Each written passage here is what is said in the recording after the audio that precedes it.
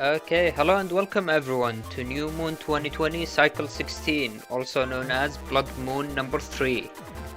Okay, so before we start today's stream, I'm just going to briefly explain the tournament, the format we're playing in, and about New Moon. So for this specific tournament, this is the Blood Moon variant of our weekly tournament series. So Blood Moon is our more competitive part of the tournament, and it will be divided into two sections or 2 weeks. Week 1, which this is the stream for, is going to be, or is a round robin week where everyone gets to play everyone else, and then based on the rankings, people will go into the bracket round or top cut. And then from there we're going to have our winner, which will receive the Moon Master role.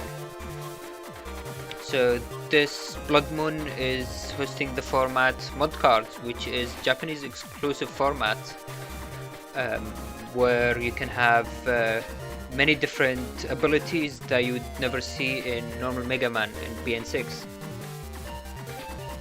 And yeah, so New Moon is our weekly round robin tournament. Usually we have public setups with it as well, so after the tournament starts, everyone's build gets published.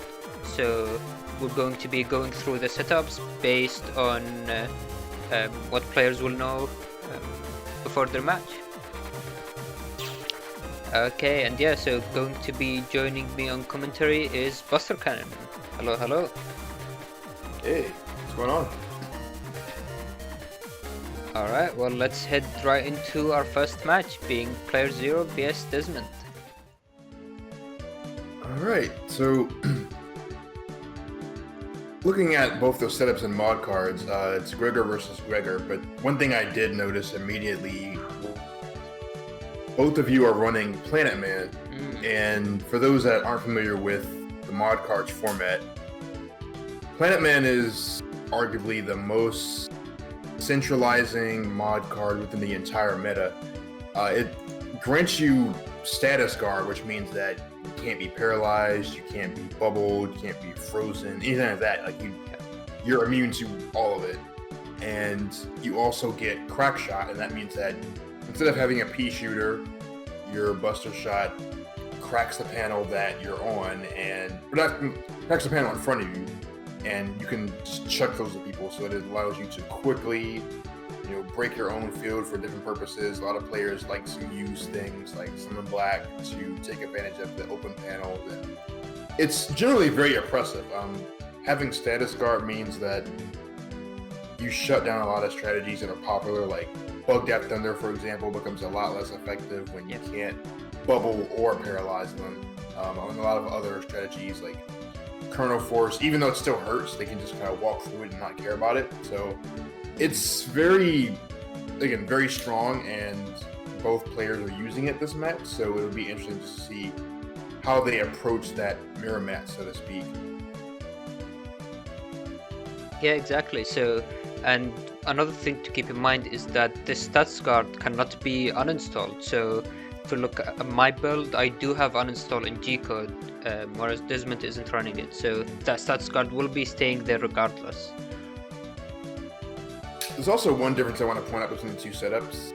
You're running, let's see here. So you have the color bug through Nightmare, and Desmond doesn't. And what this means is that, for those who don't know about color bug, this is not color bug, sorry, emotion bug, where your emotion flips through different ones. And because you're running Gregor, for those who don't know, is 300 damage normally, and it drops rocks, so that can be an extra 100 damage each from the rocks that are falling. Gregor under either full synchro or anger is one of those chips that can quickly swing a match a certain way, and it's not something you want to get hit by ever. So the fact that you have this in your setup is just crazy, because that potential burst damage that comes from that just allows you to quickly take control of a match. One bad TFC can quickly knock you out. Yeah, and so another thing to notice that one of the mod cards I'm running is Scarecrow, which is a mod card that gives Charge Shot, Dull Thunder as a chip. I think it does 160 damage. 120, but Okay. that's correct. And it also gives you chip recovery, so that allows you to. And both players will be running that as well. Just chip recovery. Every time you use a chip, you get a certain amount of HP back, and this really allows you to stay in the game a lot longer than you normally would. Yeah, so chip recovery is very vital thing in mod cards, and we're going to be seeing that a lot in basically every match. The only other thing I want to point out too is just the chip codes what they're using. playerzero running G, which is again very strong, and as you mentioned before, you have uninstall working for you as well. So you've got that. The bugs in your cust and the bugs that you got from your mod cards are going to help you feel that static a lot. I noticed that you've got both of them tagged, so that's really scary just in terms of being able to again pump that damage out and also be a vehicle for uninstall as well. Whereas Desmond is running Vico, which is extremely strong. You've got the Bubble Star Dull Thunder combo, which is excellent. However, that won't work because you're running Planet Man. Yeah. You've got Super Vulcan, which again, you can't put a white pill on that because you're Planet Man. So this is what I mean. Planet Man shuts down things that are normally good on paper, but it's just not. Yeah, the status guard stops so much of that. I will point out that both of you are running Gun Assault EX, and this is a chip that's only available in the Japanese version. It's extremely strong. It has twice the range of regular Gun Assault and take out a lot of HP, and it also does things like remove invis. So if you get even one area grab, you can quickly shut down a lot of just their HP with that alone. Yeah. And so some of the mod card effects can add or reduce HP, so it can be difficult to tell from just looking at builds. However, we do know that my build has about 1700 HP, whereas Desmond has 2500 or so. So this huge difference in HP, especially when Desmond has things like Gregard that you've already mentioned, Colonel Force, Double Beast, which is another Japanese exclusive mega chip, which is also very strong. So Desmond still has a lot of damage coming out on his side. Yeah, and quickly for Honor Knight, I know you need to explain this mod card, your player's not used to it. Yeah. The Japanese version of the game allows you to add different card effects that you normally wouldn't get access to. I don't think it's the e-reader, it's the battle chip gate, I think, if I'm not mistaken. But this allows you to slot those chips in and you'll slot those cards in and give your Navi abilities that it wouldn't have normally. Yeah. So you've got different charge shots, you can give yourself air shoes, different things like that, and there's a limit to how many of them you can add at once. Like as long as you have under 80 megabytes, you can fit those in. So they'll have different positive and negative effects. Sometimes you'll get bugs, sometimes you'll get HP drain or things like that, but you'll also get some strong buffs as well depending on what they are. And players will look for the best combination of those and add those to their folder to make their Navi even stronger. You'll see HP higher than normal. You'll see just different things that you wouldn't see when you're watching matches in the normal US version. So exactly. Alright, well, I believe that was everything. We can head into the match, see how it will turn out. Absolutely.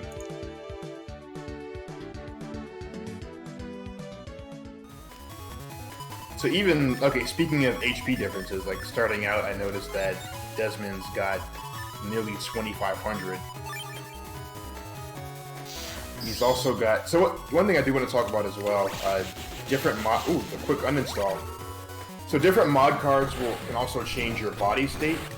What that means is that you notice that playerzero is red, and that means he's got the heat body. So he's always going to take double damage from Aqua as long as he's in that state. And unlike a cross, you can't be decrossed out of it either. So you can get hurt quite a bit if you're hit with the right element at the wrong time.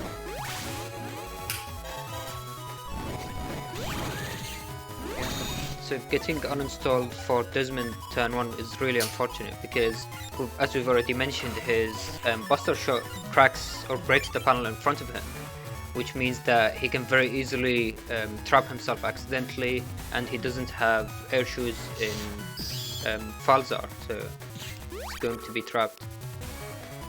Yeah, and this is, again, that's a good point, another thing that Planet Man does so well is once you're uninstalled, he can just completely destroy your area without even thinking. And right now, Desmond's real estate is completely compromised because he's stuck in that back row. And again, there's no hub batch because he's not playing Falter. This Beast Out isn't going to help him here either.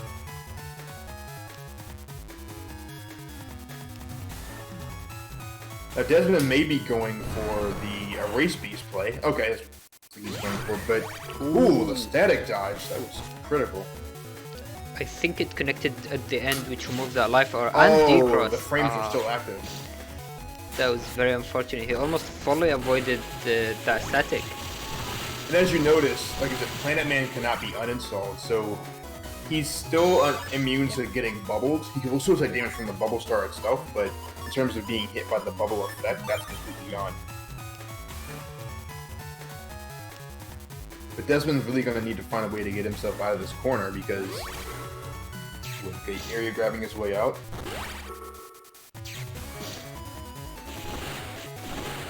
I mean, so one thing to keep in mind with mod cards is that it's a very comeback heavy format, so you can sometimes see one player at 1000 HP lead, and then literally a single chip can make that difference.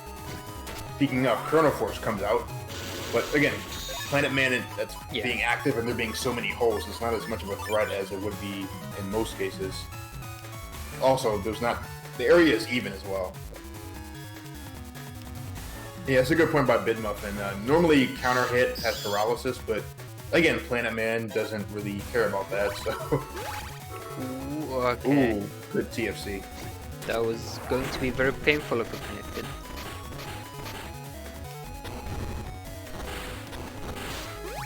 Ooh, nice. With that uninstall and play, even though Desmond was able to dodge... Oh, whoa, that... Okay, dodge the Super Vulcan. Even though Desmond was able to TFC the Gromman SP, the crack panels are still very much a hindrance. And the other thing is Desmond can also crack his own panels, which will cut his own movement off, so...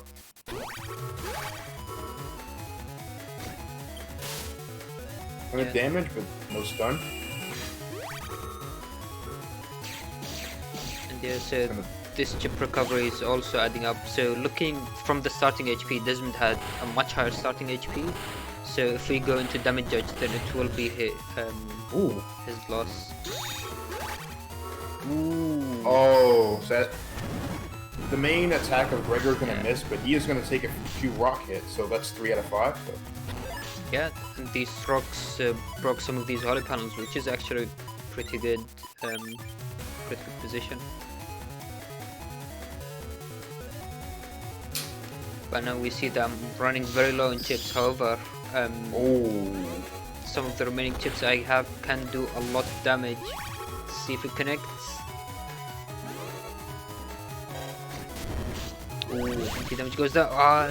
And denying the bubble as well. Cross. I think that's the first time I saw your Dolph Thunder charge shot come out. Yeah. I wasn't using it as much in this match. Oh, Double Beast. So for those who don't know, Double Beast is another very polarizing chip. It does 420 damage and it hits over holes or no matter where you are, unless there's something blocking it. But great damage for a mega chip, especially. And something that you have to watch out for in this format.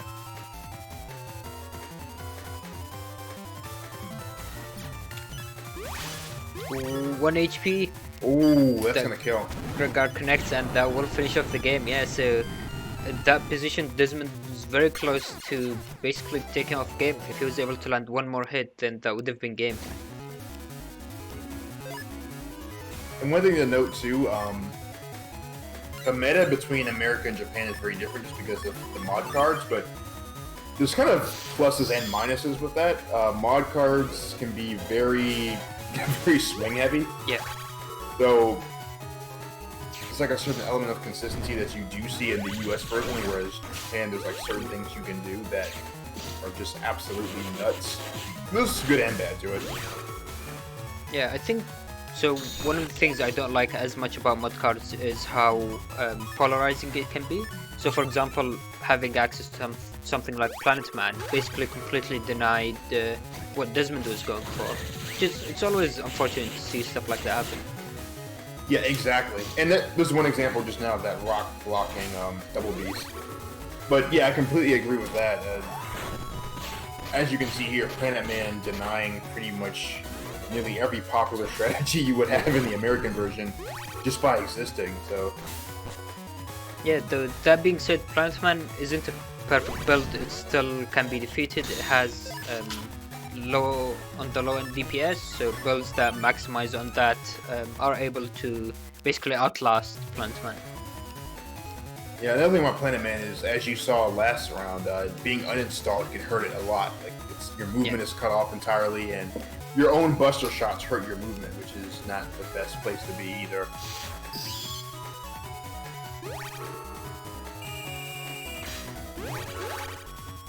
Ooh, nice TFC. Just gonna push him back. Ooh, Q Force coming out.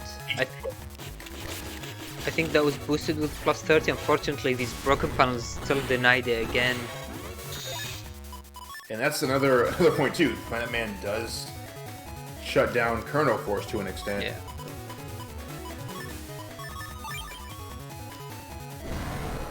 Ooh, beast out coming from Desmond. Let's see if he's able to maintain that race. Ooh, Fortunate. But it does body block the Groundman, denying it from doing maximum damage.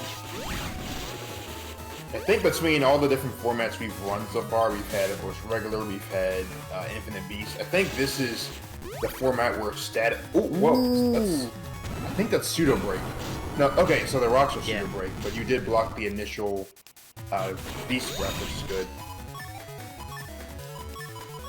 But this is the one format where I think static gets the most value. You're always going to be bugged up due to different things that you have going on with your mod cards, and if you're able to take advantage of that and take advantage of the area that you have in this format, and also just being able to stop a race beast is always great. So it's one of the best methods for delivering an uninstall in this game, so it's very, very useful.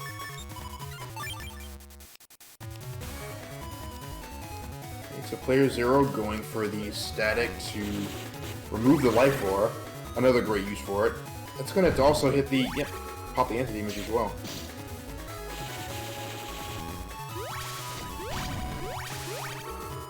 Ooh. Yep, that's going to be a D-cross.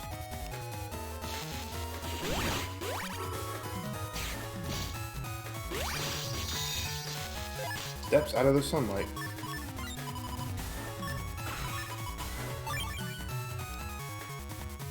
So it looks like you're opting to go for the Heat Dragon play, and this will hurt a lot with the grass panels, along with him being wood body. Okay, so he does switch to slash.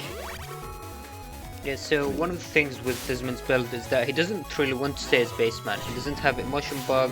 His charge shot is normal buster, so he can't really use it with much. Ooh, good TFC. That's gonna block the Double Beast. And this Heat Dragon's gonna be boosted. Oh, the invisible. You gotta wait that out. Yeah, and chip recovery is bringing Desmond back. However, as you can see here, there is still custom HP bug, which is one of the bugs caused by one of the mod cards he's playing. So he needs to watch out for that. It's funny when you're in mod cards, you can actually tell when your opponent's still picking chips because their HP will just keep dropping. Yeah. And once you see the drop end, you realize they finished. The wind rock was a bit too early. Ooh, Gundam coming out. Yeah, you don't want to be in the middle of that. Giving Desmond a bit of recovery, he's still hanging there. Ooh, beast over now. see if he's able to do that damage. Bubble connects. Second bubble connects as well. It's funny because if this wasn't Planet Man, that would have been game. Yeah. Now his HP is just bleeding. Yeah, not much you can do about this. Yeah, that Gregor finishing off the game with the last chip, so this is, I mean, mod cards is a funny format in that some matches can seem very polarized. I think, yeah. So some matches can seem very polarized, where you have very big HP lead, but if I had missed that Gregor, if I missed Double Beast, one chip missing that game would have made all the difference. So that was definitely a very close game, so well played to Desmond. Yeah, definitely well played, and again, just a good example of what mod cards has to offer, and also why Planet Man is ridiculous. So, yeah. But moving on, our next match is Ryu D versus Spider-Man. Yeah.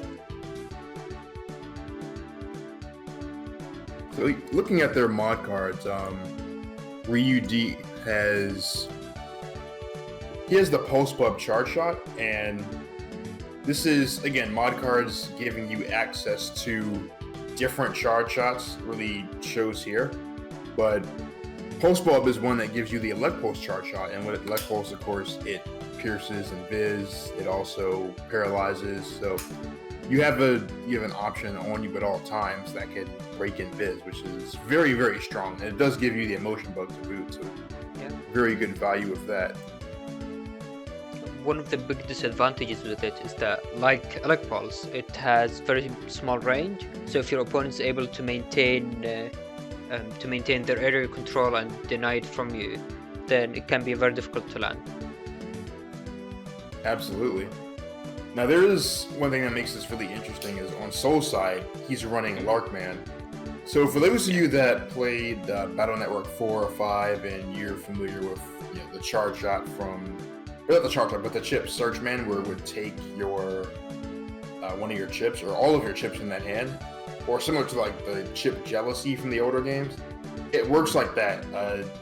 Your charge shot has a chance to delete the opponent's next chip, and there's a thing you can do with the mod cards where, long story short, you can make it so that your charge shot effect always has that. So Soul is playing with the charge shot, or Spider-Man is playing with the charge shot where he's able to delete his opponent's next chip as long as it lands. Now it's just a regular charge shot, but it's very scary in that regard because you don't want, say your anti-damage getting taken away before he throws out like a Double Beast or something like that. Like it's very dangerous in terms of just what you can do with it. Yeah, exactly. So looking at Soul's build, we can see that he has very high damaging chips. So he has Falzar as his Giga, which is the Gregor equivalent. He has Double Beast, Element, Spoutman SP, Roll 3. He has Bubble Star combos. So he has a lot of things that he can use to set up with his Larkman, so he can try to destroy the opponent's chips and then use his attacks freely. And in both of them also they're both running G code to some extent. So again, you see that the combo of like uninstall, you've got statics on Ryu side, you've got Gun to Soul EX. So you can really see how G is a very, very polarizing code just in terms of what it gives you access to, and having that being able to do all that within that one code helps a lot. And as you mentioned before, you have the Falzer chip. Falzer, it's very strong. It's not as easy to get the sweet spot of it with Gregor. You have to be 3 panels away to get all 3 hits, so it's not something you can use kind of almost wherever you want with Gregor, where you can get the free damage. But it's still very dangerous, and you don't want to be in the path of that either. And he's also, because of the way that his setup is, he's got the space for additional megas, and between totem and numbers, he's got mega +2, so you see him running all 7 mega slots, which is nuts.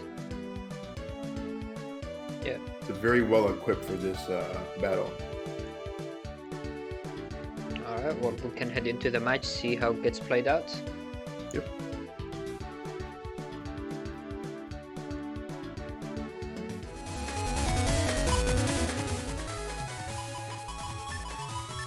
And I see you get the perma holes going. Yeah, so these permaholes are really unfortunate. So one of the very common things in mud cards is people having air shoes because it's really strong. And what permaholes do is they deny the area from being taken. So using area grabs will never hit that second row. Yeah, as you can see here, which means that Soul will always have some way to avoid Ryu's charge shots. Yeah, so right now Ryu can. Ooh, okay, so the Larkman effect hits, yeah, but there's no chip to take. But that's something that Ryu's gonna have to really watch out for, because that can. You don't want that taking like Gregor or something like that. Yeah. And we do see that Gregor in hand. So one common strategy to play against Larkman is to try to take some of your less useful chips near the top. So even if you lose them accidentally, you still have your better ones to use.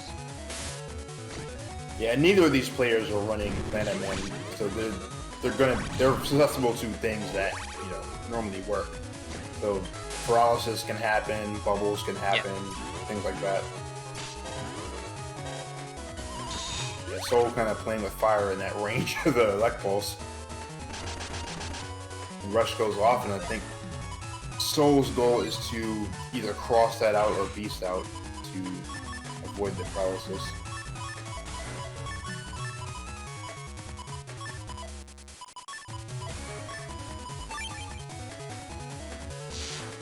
Oh, he doesn't. It's gonna be a free uninstall. Double damage too. Oh, nice. And avoiding that 2x bubble, that was really big. Ooh. Takes the tackle.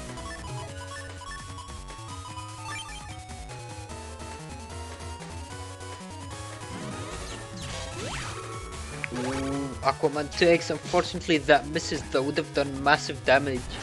Yeah. I think that might have finished the game right there if that connected. Oh, and as you see, it takes his anti-damage.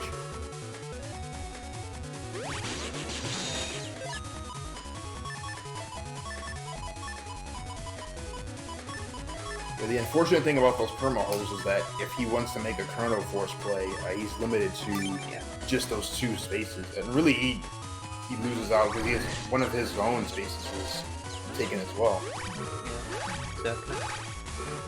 Ooh, that TFC chain, being able to connect double beast is massive, doing 420 damage basically for free.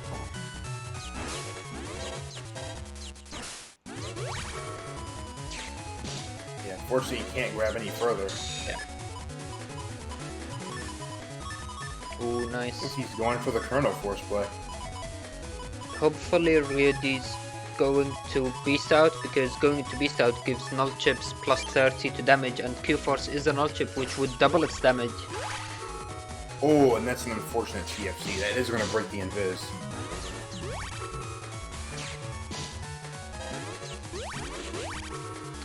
And then anti-damage as well. This is going to be basically denied. Wow, that did nothing. Yeah, that was really unfortunate with this area arrangement.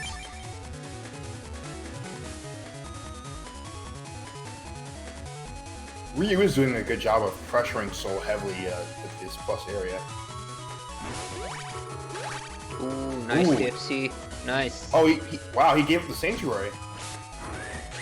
Yes, this is actually surprising. I'm not sure if Soul meant to do that, because Sanctuary halves any damage you take. So taking 420 to take half for the rest of the game might be a worth it trade.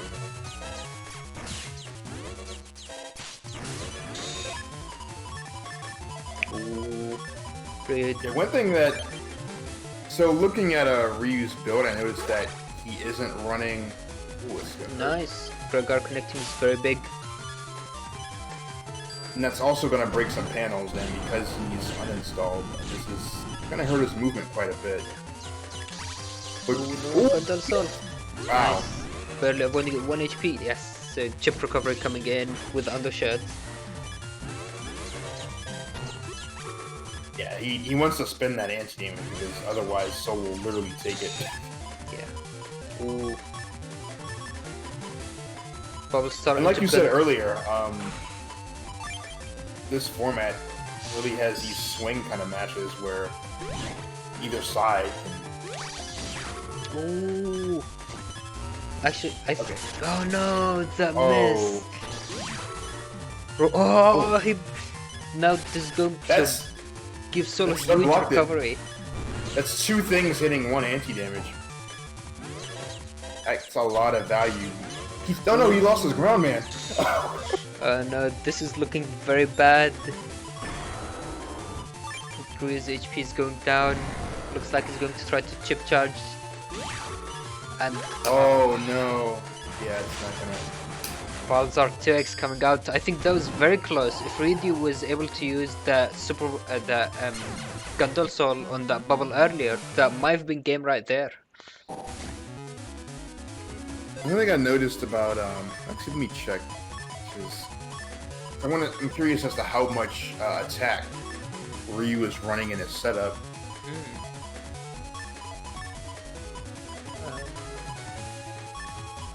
Looks like he's just attack 3. Okay, I see. Yeah, but the area he definitely has the opportunity to pressure heavily with like different things that Gregor offers. You get, of course, slash and all that. Yeah, I think Ryu D with this build was trying to go for the electrical charge shot. But unfortunately, as we said, that was denied by these broken panels. So Ryu doing a good job of camping forward, making sure that he's able to pressure as heavily as possible with this setup. Going for the uninstall play.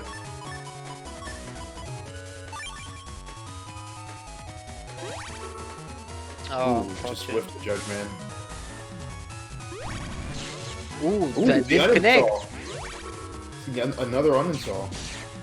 Let's see if this connects. The stepping back, nice, and the static hits as well. Right before he got shot by the Lark.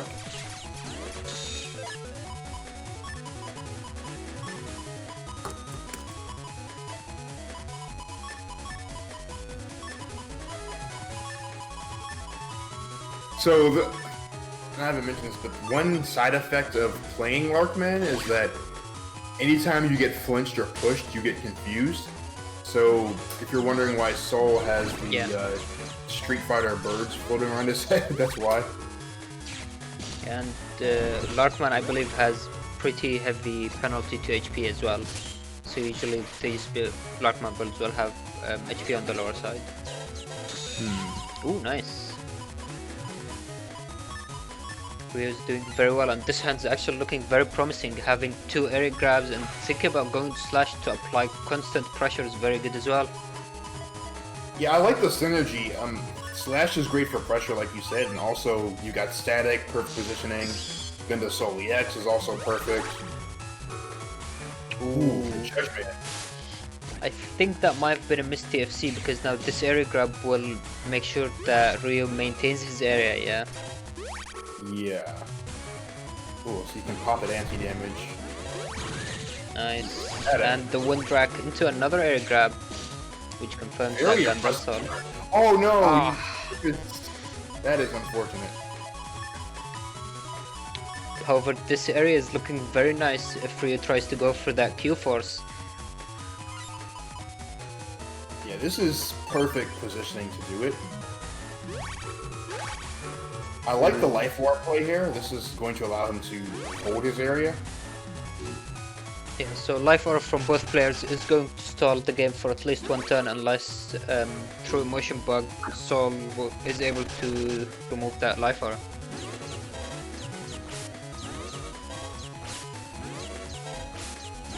Okay, so it looks like neither of them has anything to remove it, just waiting out until next turn. Yeah, so right now, okay, perfect. He's got a win rank shows up. Ooh. Okay, so he decided to take that Gregor instead of Q-Force. He might be wanting to preserve his Beast Out turns because with Colonel Force, you really want to go into Beast Out. You really want to maximize that damage. Ooh, the erasement. Nice. No TFC, so this Gregor could connect. Let's see if it does. Ooh, Aquaman behind that.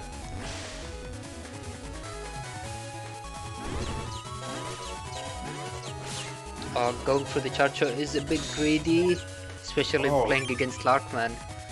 Yeah, that's a good point too, Larkman. You want to just throw those chips out there because otherwise you lose them. Oh, that's gonna the Beast Breath is gonna whiff. The rocks are down. Okay, 4 rocks, not bad.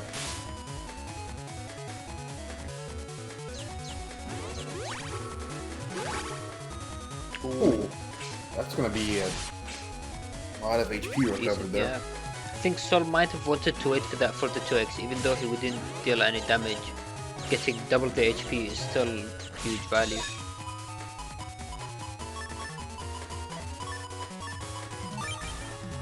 And yeah, Ryu is doing very well in maintaining the area. He's not stepping back, because as soon as he steps back, this area is going to expire and Sol will be able to move more freely. A bit too early on that bubble. And he's not waiting out the invis. Both sides using their chips a bit too early, trying to maximize their damage, but unfortunately end up missing. Still was a double beast though. That's very strong option. Yeah, I mean. And the Chrono Force. Yeah. Chrono Force is enough to finish him off here. Yeah, the one thing to keep in mind is that because of that confuse, he's not going to get paralyzed. Ooh, shield, nice. Yeah, that's a really good point actually. But you can't get 2 statuses you can't get that status on something else. So if he's confused already, that's going to block any paralysis. So it is acting as a semi-stats guard, which is actually pretty good value, even though it can be confusing trying to reverse your movement. Ooh, TFC. Ooh, nice, that should be enough. Oh, that was just enough. I was wondering if the undershort was enough to withstand that. Now heading into game 3, the final game for this match. And everyone's favorite volcano panels. And this is a very nice starting hand actually, having this many area grabs, static, and a Gandalf to hit with everything. Yeah, one thing we haven't really commented on is with this setup, so Ryu does have the first barrier 100 because he's playing heady, and I think it's a very strong opening option. Ooh. No. He lost his ground mine SP. I think that was boosted by 2x as well from emotion bug, so that would have done a lot of damage.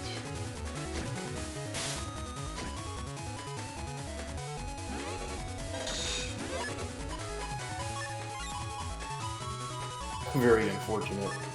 And that's the thing about Larkman. It's a very the stuff you can do is kind of dirty. You can just take away very powerful chips like that. And... Yeah. Definitely. Ooh, this is gonna be double. Oh no, that's a whiff. Oh, did that volcano panel reset him back? Oh. Yeah, it hits through anti-damage. Yeah, so that double beast 420 damage just gone like that, unfortunately. That's really rough. Literally getting robbed.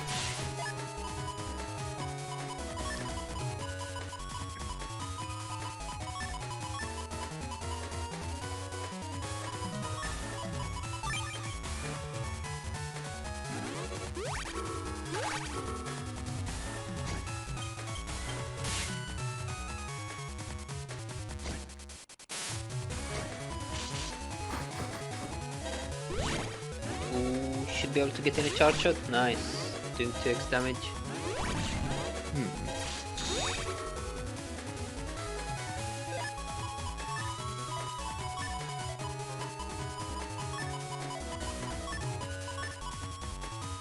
This is still could be anybody's game, but Ryu has lost a decent amount of very strong chips from this. Ooh. Ooh, the falter dodge.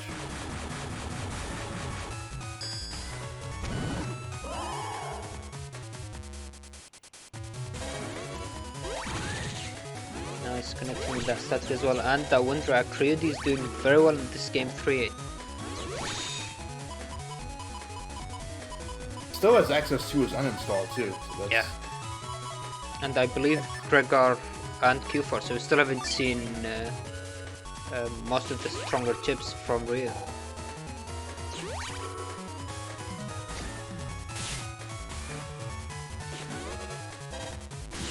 Yeah, I agree with Renegade Gambler Ace. Like, this really is the Mario Party of Battle Network format. Nice. Well, actually, no. This is like playing Smash with like all items on, and like there's just like stuff flying everywhere, and you have to figure it out.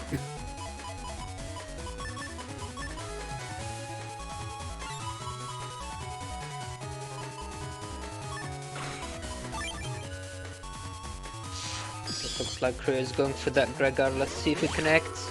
Ooh, that defense. Yeah, the main hit isn't gonna connect, but that's 1, 2, 3, 4. Okay, 4 rocks. Still Solid pretty good, value. yeah. But rush activating this can be risky. Probably mean that Ryu is losing that final chip. Oh, Soul isn't charging. He might be waiting for that 2x, wanting to make sure he doesn't miss it. Yeah. So it's not gonna hit, but he at least gets the recovery out of it.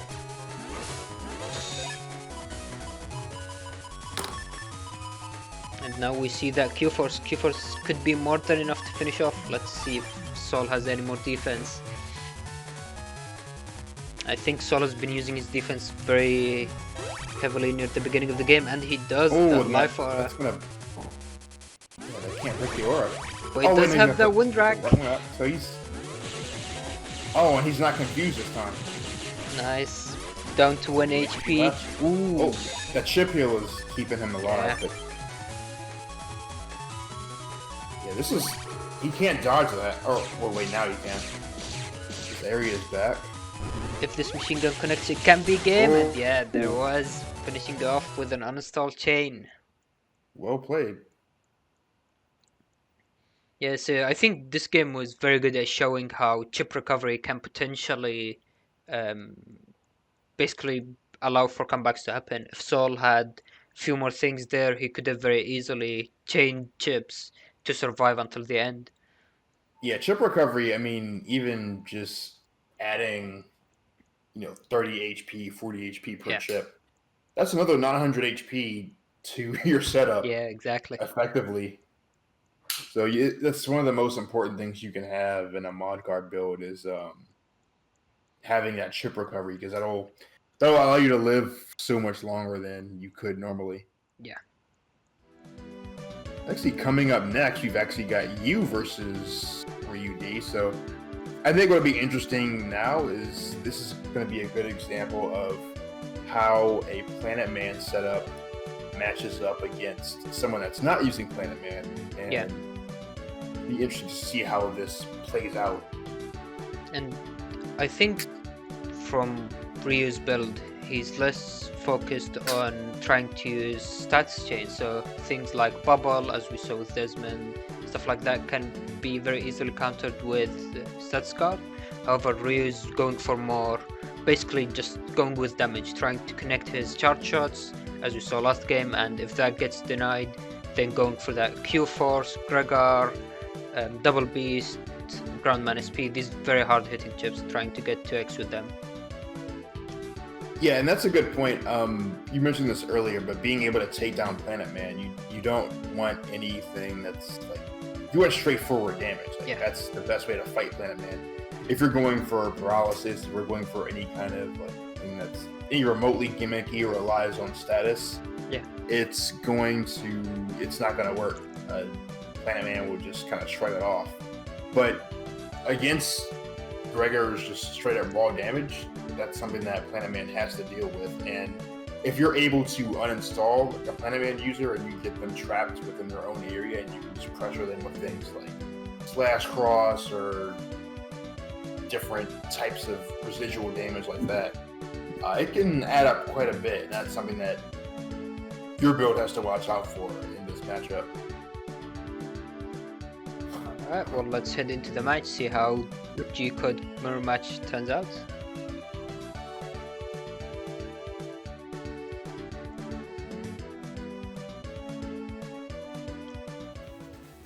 So far we've seen every color of Mega Man except blue, so yeah, it's funny. Yeah, so Aqua Body is very rare. Aqua, I think Wood Body is also pretty rare because the things that counter hit on them are very common. So for Aqua Body, a lot of Plant Man builds have Scarecrow as well, which does Charge Shot and Dull Thunder. Yeah, there's a lot of electricity being thrown around in Battle Network 6. You don't want to be hit by, of course, the obvious ones like BDT, but then you've got stuff like, even like you said, the Dull Thunder Charge Shots, different things like that, where they can really pose a threat. And for Aqua Body, for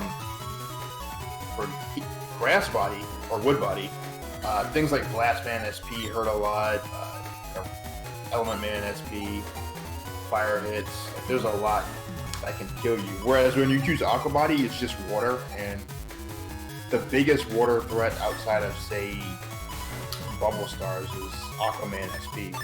Yeah. And people do run that just to keep that in check.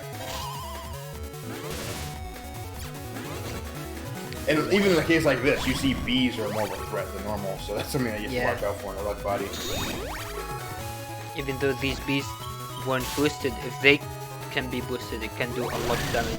I've seen builds that try to go for Corn Fiesta, the PA, and basically do one-shots and denying Elect Body completely. Yeah, that's pretty much game versus good Elect Body setup.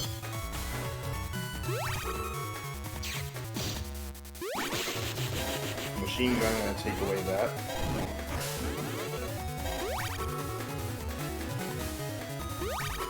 Ooh, nice. Stepping back to avoid losing the anti-damage.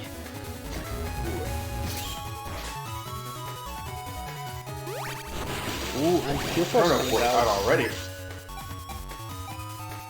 So that Gundam Soul EX is not going to pop the anti-damage. Something to keep in mind.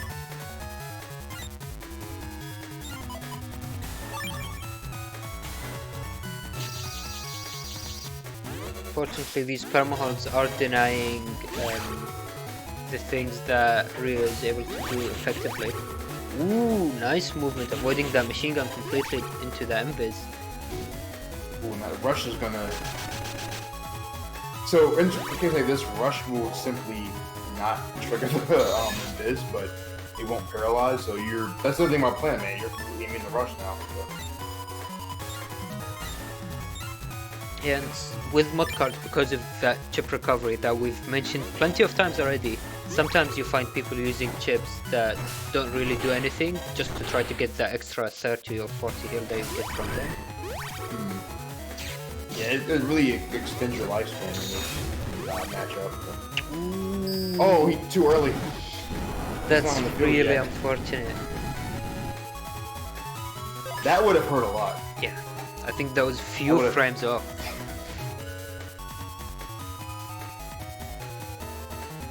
Yeah, whenever you hit somebody that has anti-damage, make sure that they're on the field first before you fire your extra chip off at them. As soon as the anti-damage animation begins from frame 1, then it gives you invulnerability. You're basically off the field, nothing can hit you. Ooh. That is... Okay, I like the use of electricity here. Yeah, you have to take that. Yeah, Gundam Soul doing, I believe, 420 damage. Well, that Grumman SP is not going to hit anyway because of the hole.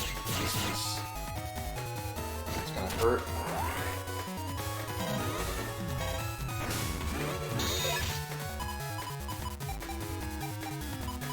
So right now, I noticed that even though there's an uninstall, but there's no way to actually deliver it, so he's waiting for the opportunity to actually, or for the opportunity to actually use it.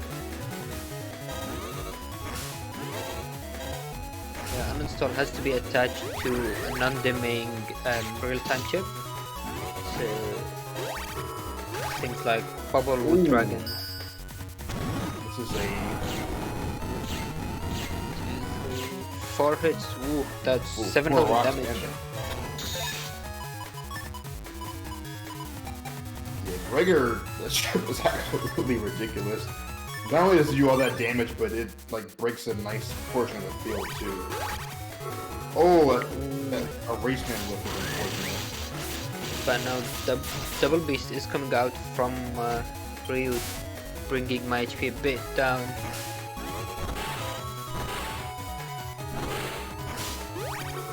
Ooh, okay, that's lined up perfectly, so that's going to remove the trap.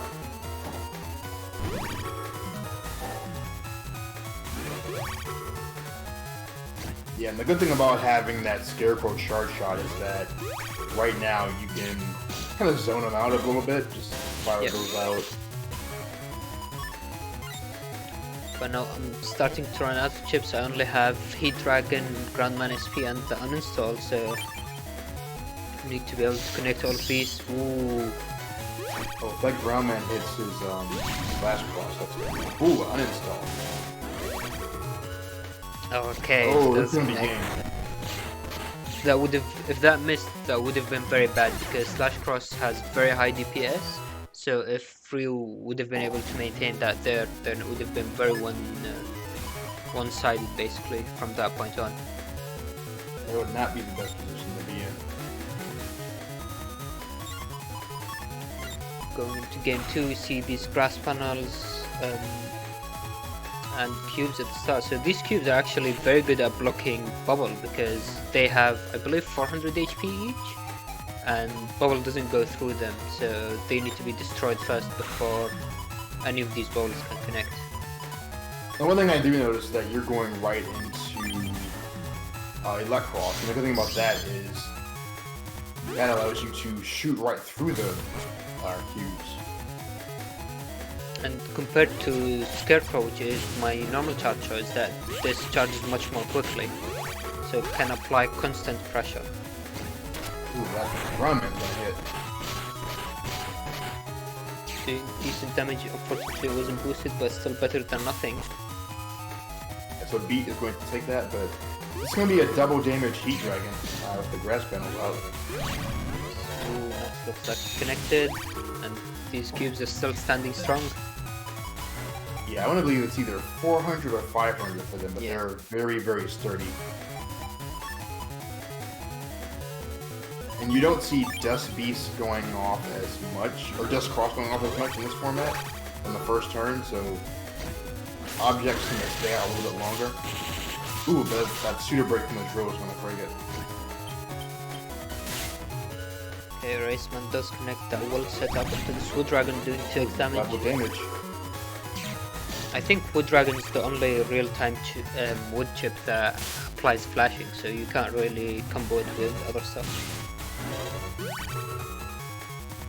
Yeah, that rush is not going to do anything to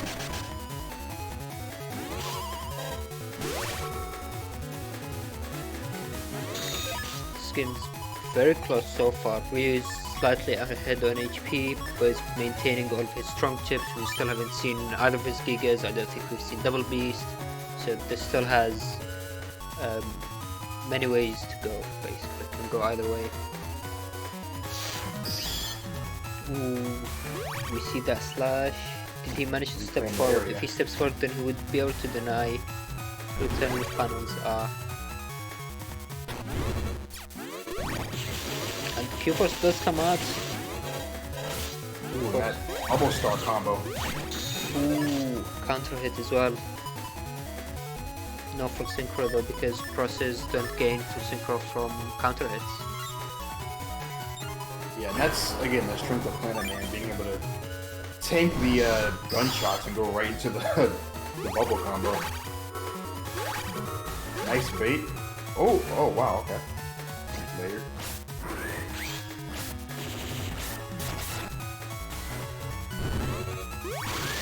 Ooh, uninstall. Uninstall.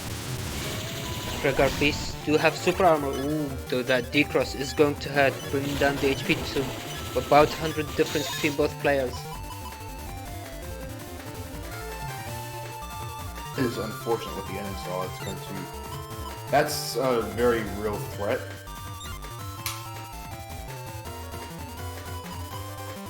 No, with that last anti-damage, did you mean to fire that off, or was that meant for a beast charge? I don't really remember. I think I want to beast charge. Because sometimes that happens as well. You actually want to go for it. And... Ooh. Gundle still doing some damage. If this Gregor connects, looks like it does. That's game.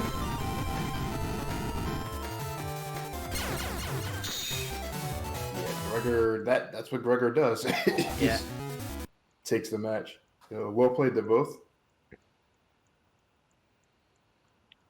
Alright, heading into our next match. It's going to be in Enduring Grave, yes, Desmond. Alright.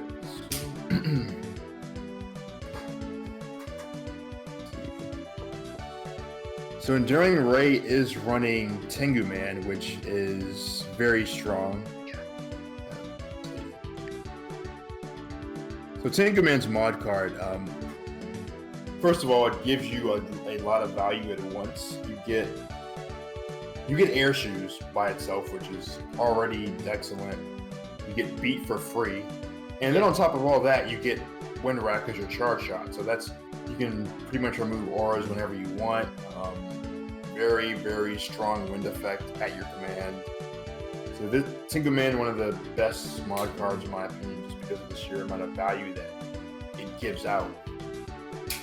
Yeah, I mean, even just looking at that charge shot, that's basically the highest DPS out of all of the crosses. So it's even more damage compared to Slash or Race. So it is a very strong chip charge if you're able, charge shot if you're able to maintain it. One thing I noticed too with Ray's setup is that he's running, of course, there's a little bit of G code since everybody's running G, since it's great for this format. But he's got the triple shot, which is interesting. Triple crack uninstall, very solid option in any format, in my opinion. Yeah. You've got Flash Bomb, which is interesting too. Barrier 100, so very good just to keep his own defense up. He's also running float shoes in his cusp because you've already got air shoes, so you don't have to worry about getting that in terms of all your shoes being present. And you don't usually see Gregor with this many shoes on, so that's one thing about mod cards. You can just do stuff that you normally wouldn't be able to. Yeah. However, float shoes can be very useful in mod cards, especially because some of the effects that mod cards give can apply poison panels or can apply ice panels, so being able to maintain float shoes can give you the movement freedom or to avoid some of the combos that your opponent might be deciding to go for. So it is an interesting choice. Yeah, it'll be interesting to see again how he stacks up against Desmond, who again is running Planet Man. So this, I noticed that Ray's running Gregor, so a lot of this is going to be taking advantage of Gregor's own passive damage over time, but also having that Tengu Man, Tengu Man is one of those things that it's so good that it's not any type of gimmick. Just very solid damage. You can push them whenever you want. Strong control over their own defenses in terms of auras and things like that. And if you get to area grabs, you're able to do a lot of damage over time just by hitting them over and over with the Wind Rack. So very solid choice of mod cards. And of course, Gregor X is always being used to just take advantage of that strong burst damage that you get from it. So it's interesting to just see how these two stack up. I should have pointed out too that Needler is also giving him super armor, so he doesn't have to bother with putting that into his customizer as well. It's just good value for everything. And yeah, I believe he also already has emotion bug through his mod cards list, so he doesn't need that in the Navicast. But yeah, absolutely. Alright, let's head into the match, see how these two play it out, see who's going to win.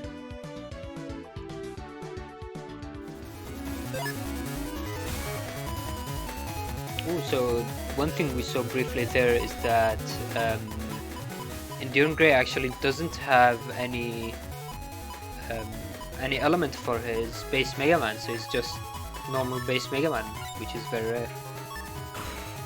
And that could be a good thing too, because you don't. Well, one, because you're playing Gregor, I think he wants to get into his crosses and immediately start going for that damage. But also, you don't have the elemental weaknesses that can be exploited.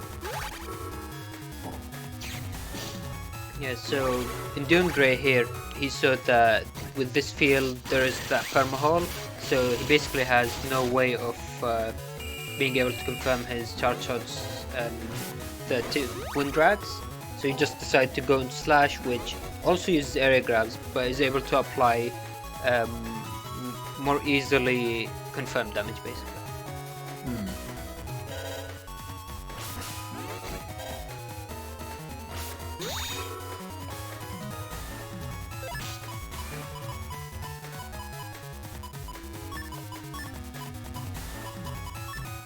I noticed the full cuts too, even though he doesn't have ways to dig through his folder, it can be a very strong option to either counter someone that's using Beast or cycle through something quickly, so always a strong chip no matter what.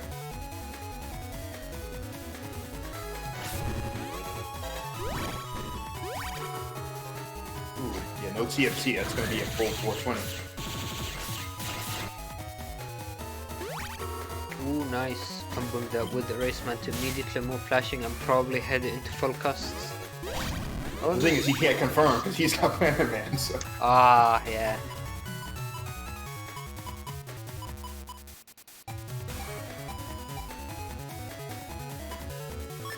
Yeah, and one thing you said earlier, that's the thing about this format, is that certain things are so polarizing that they shut down everything else. Yeah. And again, an example of, normally when you hit like a Raceman like that, you have a full cust, you can confirm into something or pay to cross out, but Planet Man just doesn't care about it, so you have to respect it. Ooh, this Raceman is going to paralyze and remove the anti-damage that Enduring Grey has. Yeah, that's gonna paralyze him. Ooh, nice smashing. However, this was an unfortunate TFC leading to Enduring Grey having no plus area. Yeah, Enduring Grey needs area back for the setup. Ooh, and missing that charge shot and not being able to use the recovery 300. Both of these about 400 or 500 HP wasted for Enduring Grey. It's very unfortunate. Yeah, and with the chip recovery and all that too, it's going to be losing a lot of value. Sanctuary is coming down, however, Enduring Grey is still in SoulXCross, so he would want to go into the opponent's area.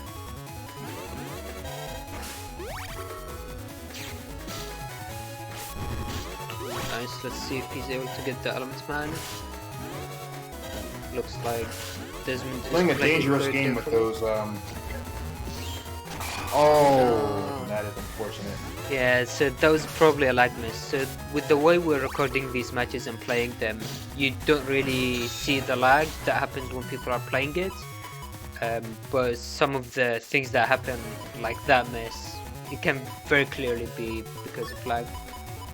Yeah, a combination of lag and also just looking at those conveyor panels, that's very disruptive in terms of how you can control their movement and things like that.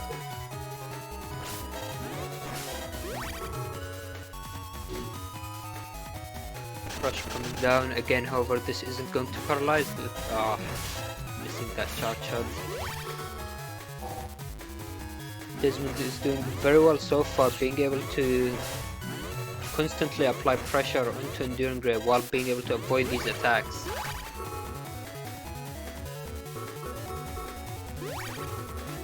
Ooh, the aura is up.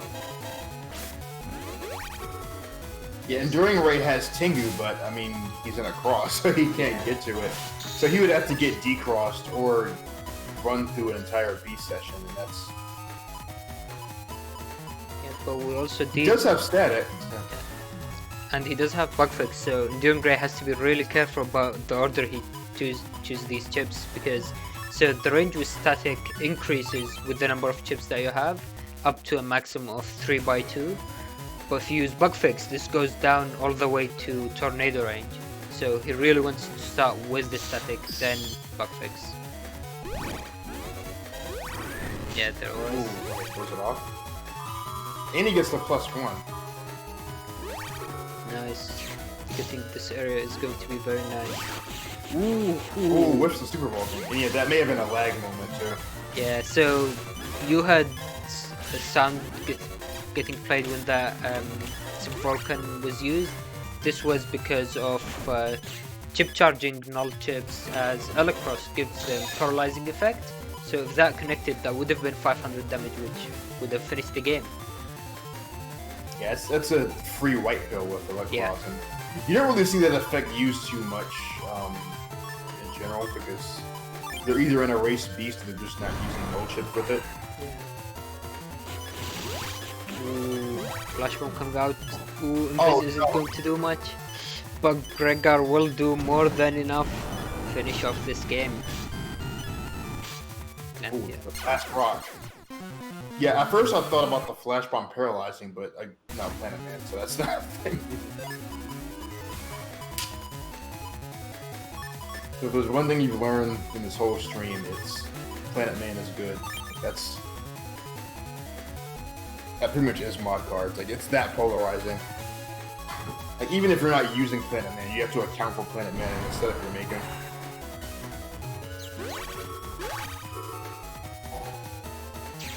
Ooh, turn 1 beast out is very aggressive for Desmond, especially with that forecast going to punish that aggressive play.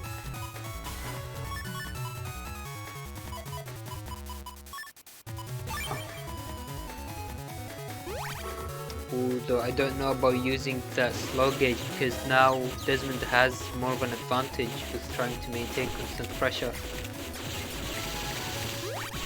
Ooh, Super Vulcan! Ah, that was a +60. Wow, and that's unfortunate. You only got clipped by it. Yeah, if that connected, that would have been over 800 damage just from 2 chips, I believe.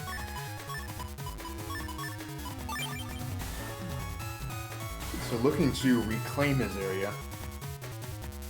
Yeah, and doing great does have Windrak as his charge shot, so he's able to basically freely push away Desmond to force the area to come back.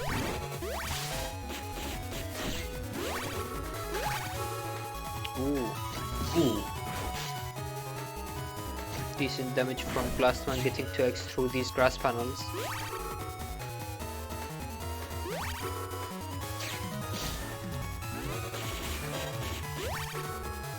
Let's see if Enduring Great is able to get that final area. Looks like he's charging to make sure Desmond isn't able to step forward. This is a very bad situation for him. Because that's all that damage. Ooh, wow. Now what needs to happen here is, because right now, it's a couple of things that Enduring Ray can do. Enduring Ray can either stay neutral and just use the Tengu, or there's also the option to pressure with things like Slash or whatnot.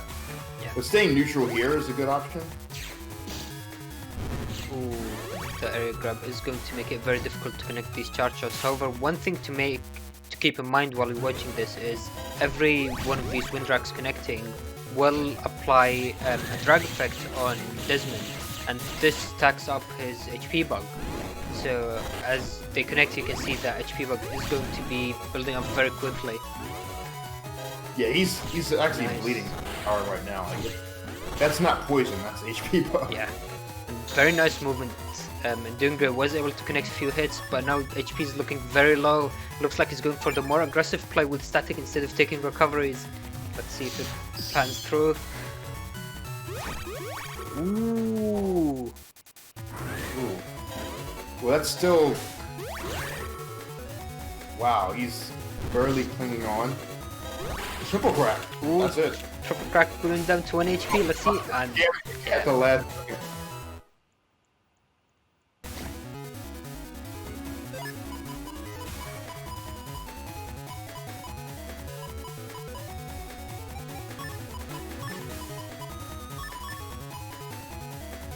That was a very close game.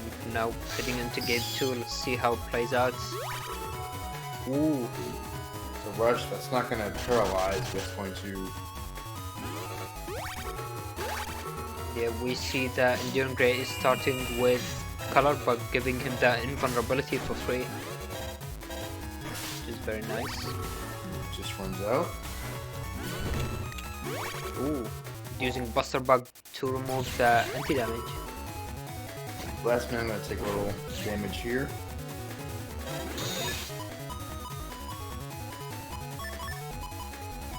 Yeah, what Ray really wants in this situation is to get that area as soon as possible.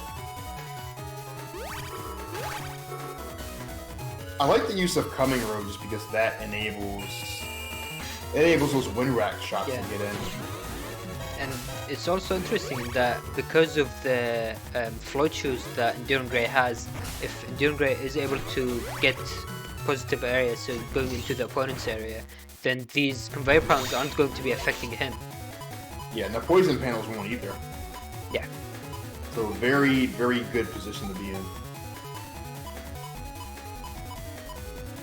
We see 2 recovery 300s, which is a bit early. You don't really want to see them in the early game. Looks like Enduring Grey is taking just 2 area grab, which I'm not sure about.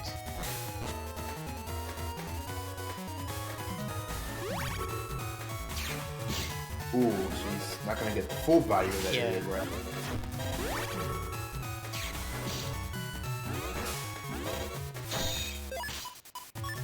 And as you mentioned earlier, like every time that he gets hit by that wind rock, that HP bug racks up even further.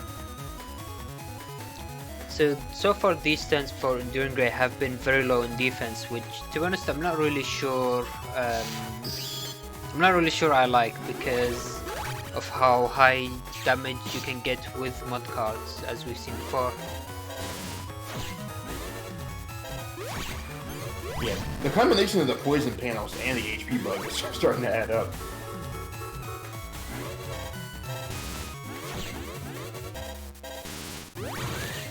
Ooh, that's still more damage.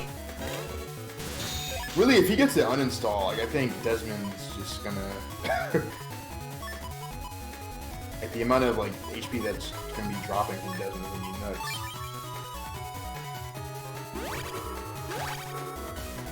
And you really see the value of these shoes paying off.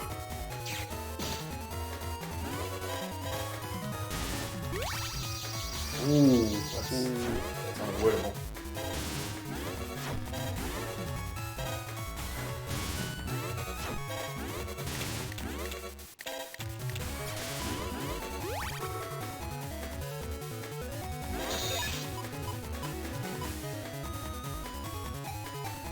Still no uninstall available. I don't think Ray wants to use these recover 300s too soon. Oh, nice. What's the erase man?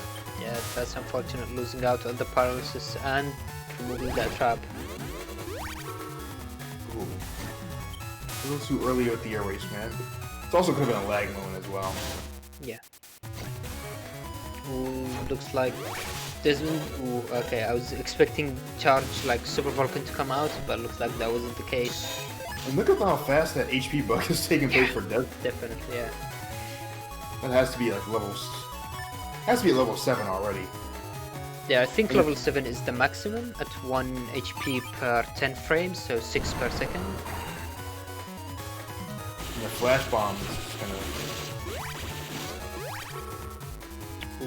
He's gonna.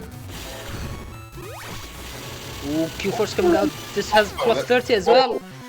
Oh, wow. That was ugly. Yeah.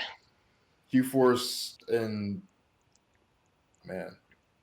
Q-Force is a really strong chip. I mean, it is a chip in normal BN6 and it has very high damage potential, but seeing it combined with mod cards, with all the other things that go on there, is definitely very interesting, trying to see how players try to play against things and around them. Yeah, and Enduring Raid had a very good setup going. I think because he wasn't able to either he wasn't able to establish the area he wanted to early on, but also I noticed he didn't draw the uninstall as early as he would have liked. So I think that's something that you have to keep in mind in Battle Network, especially when you don't have access to Dust or Shuffle, is that sometimes you just want to play through the chips you don't want in hopes that you get the ones that you do. And sometimes if the draw is on your side, sometimes you have to kind of go and burn those chips anyway, because otherwise they'll kind of clog up what you have folder-wise. So. Indeed, yes, that was very well played from both sides, and now we'll be heading into our next match with playerzero vs MD.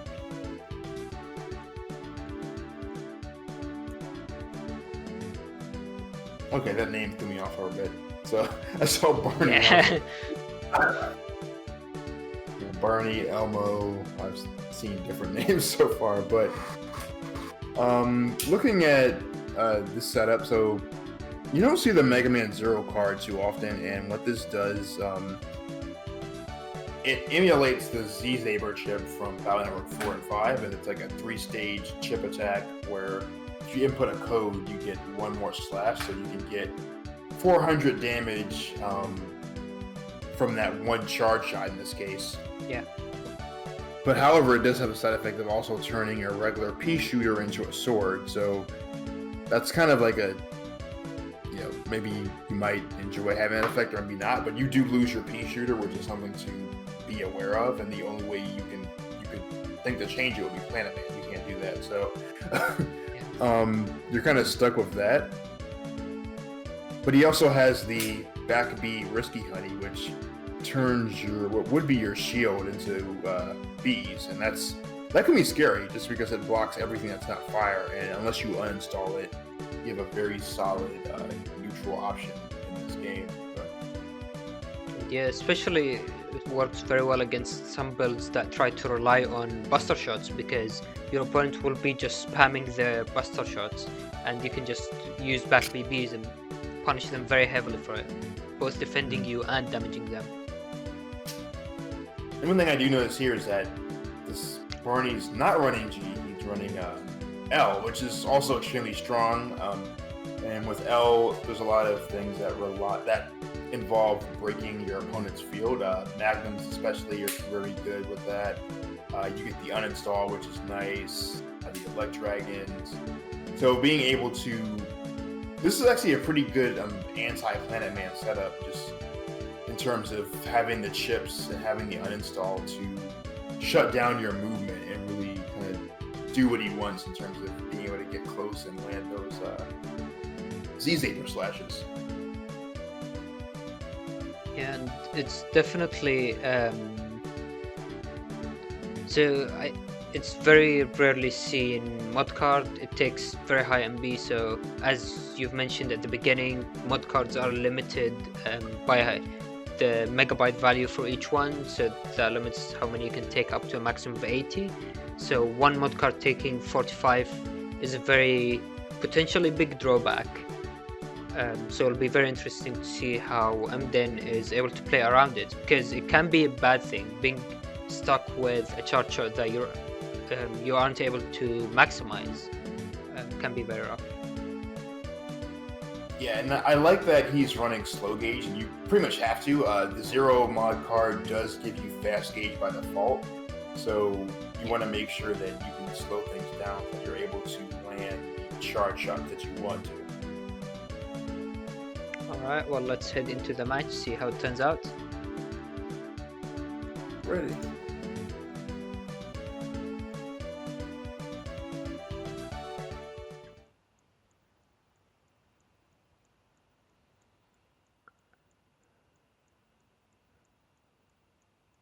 Ooh, so both invincible starting out. Beat is going to remove that first chip. Actually, I don't think we've explained how color bug works. Do you mind explaining that? Yeah, so color bug is... This is the bug where, depending on what you have in your customizer, certain random effects will take place at the beginning. Sometimes you get blindness, sometimes you're invincible, sometimes you're invisible. Yeah. So depending on the level of color bug, it determines how long it'll last. And in a case like this, the player 2 set is a bigger color bug, so that's why their invincibility lasted longer. It's kind of a luck of the draw in terms of what you actually get out of using it. So that Eraseman is going to connect. Ooh, and it does paralyze. Yeah, those bees are a very real threat. So one thing to keep in mind is that unfortunately this match was also played with quite a bit of lag, so you can see that Amden sometimes using... Ooh, nice. This comes out. Yeah. So sometimes Amden's using just his buster shot and step back, but when you see that happen, it's very likely that he meant to use his B back, which is the input needed to activate the bees for defense. So it's not going to paralyze you because of Planet Man, but...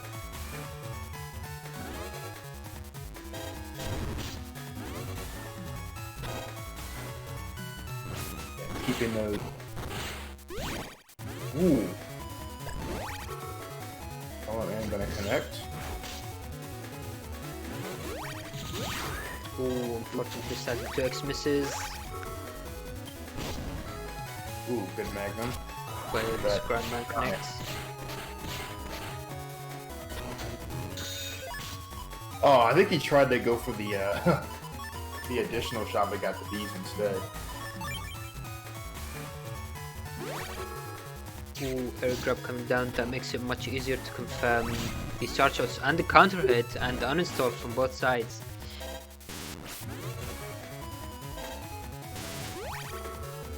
But I know Emden does have that anger because of being paralyzed for over 121 frames.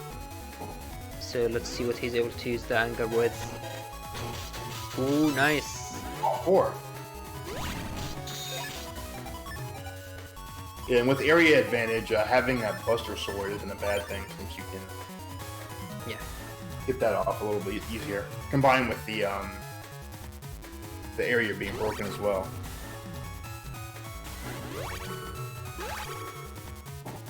Both sides going for a lot of defense. Ooh, Sanctuary play. And that's gonna push him back. Well, no, it's gonna pop his anti-damage, but he can... and remove his invis. Ooh, oh, no. Yeah. That was an unfortunate step back into a counter hit.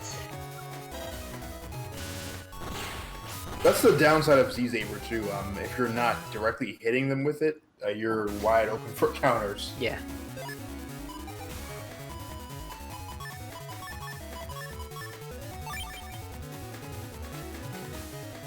Ooh, starting with blind this time makes it a bit more difficult to try to connect some of these hits.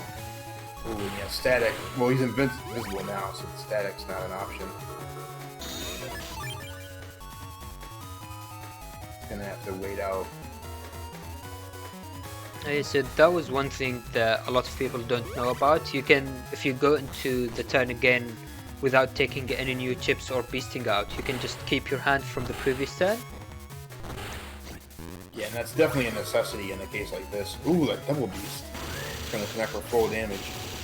Ooh, and then started with color bug invisible, which is giving him a lot of advantage, and now Barry 200 coming out.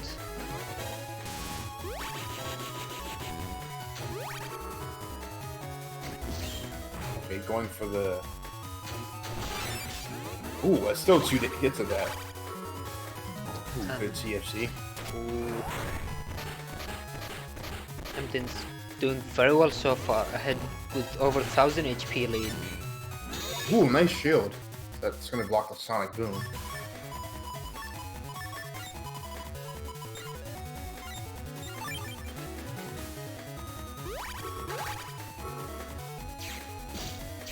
Area grabs coming down from both sides, struggling for that plus area.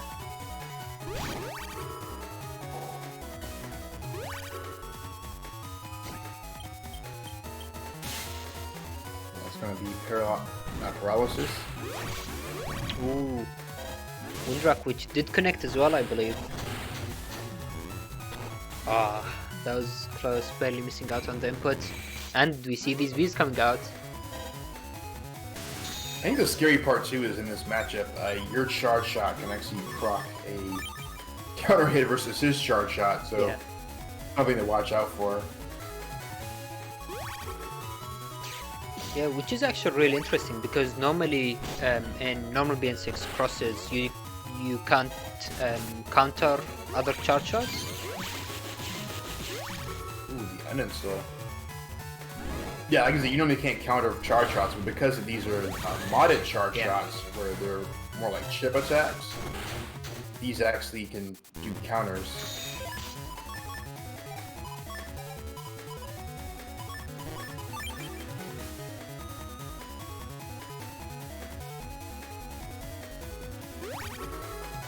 Ooh, denying that maximum area, but this is still plenty of area, though unfortunately Plantman is able to break and crack panels, which makes it almost impossible for Amden to confirm his maximum hits. Yeah, Sanctuary going up too.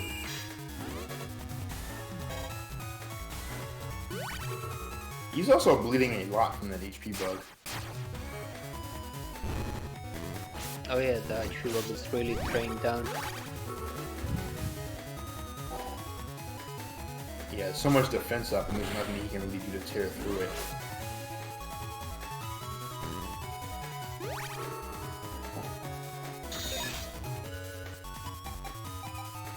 Ooh, and it looks like I don't really have anything to deal with that life aura other than using Gregor, which is a bit costly, but it's better than nothing.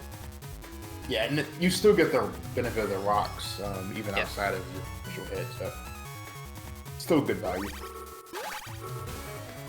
There it is. I mean, these rocks can 1, 2, 4. So yeah, it did 400 damage, which is almost as strong as the Gregor version of base, the chip. Ooh. Yeah, like you did that counter hit. Ooh. It's gonna break all your sanctuary. Oh no. Oh no, unfortunate miss. Again, probably due to lag, and now being stuck with these panels and getting flinched, the HP bug is stacking up.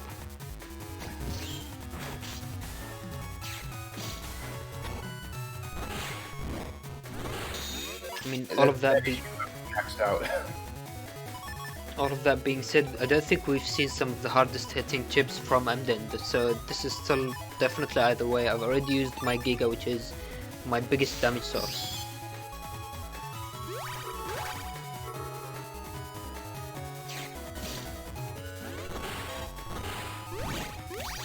Ooh, that was kind of gross.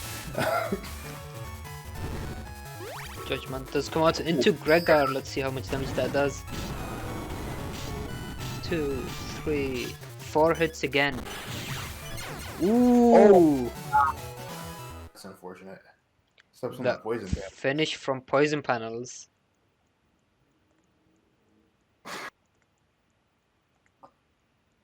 Yeah, that Gregor, because if that Gregor was doubled, that would have actually swung the match entirely. But that's again the power of that chip.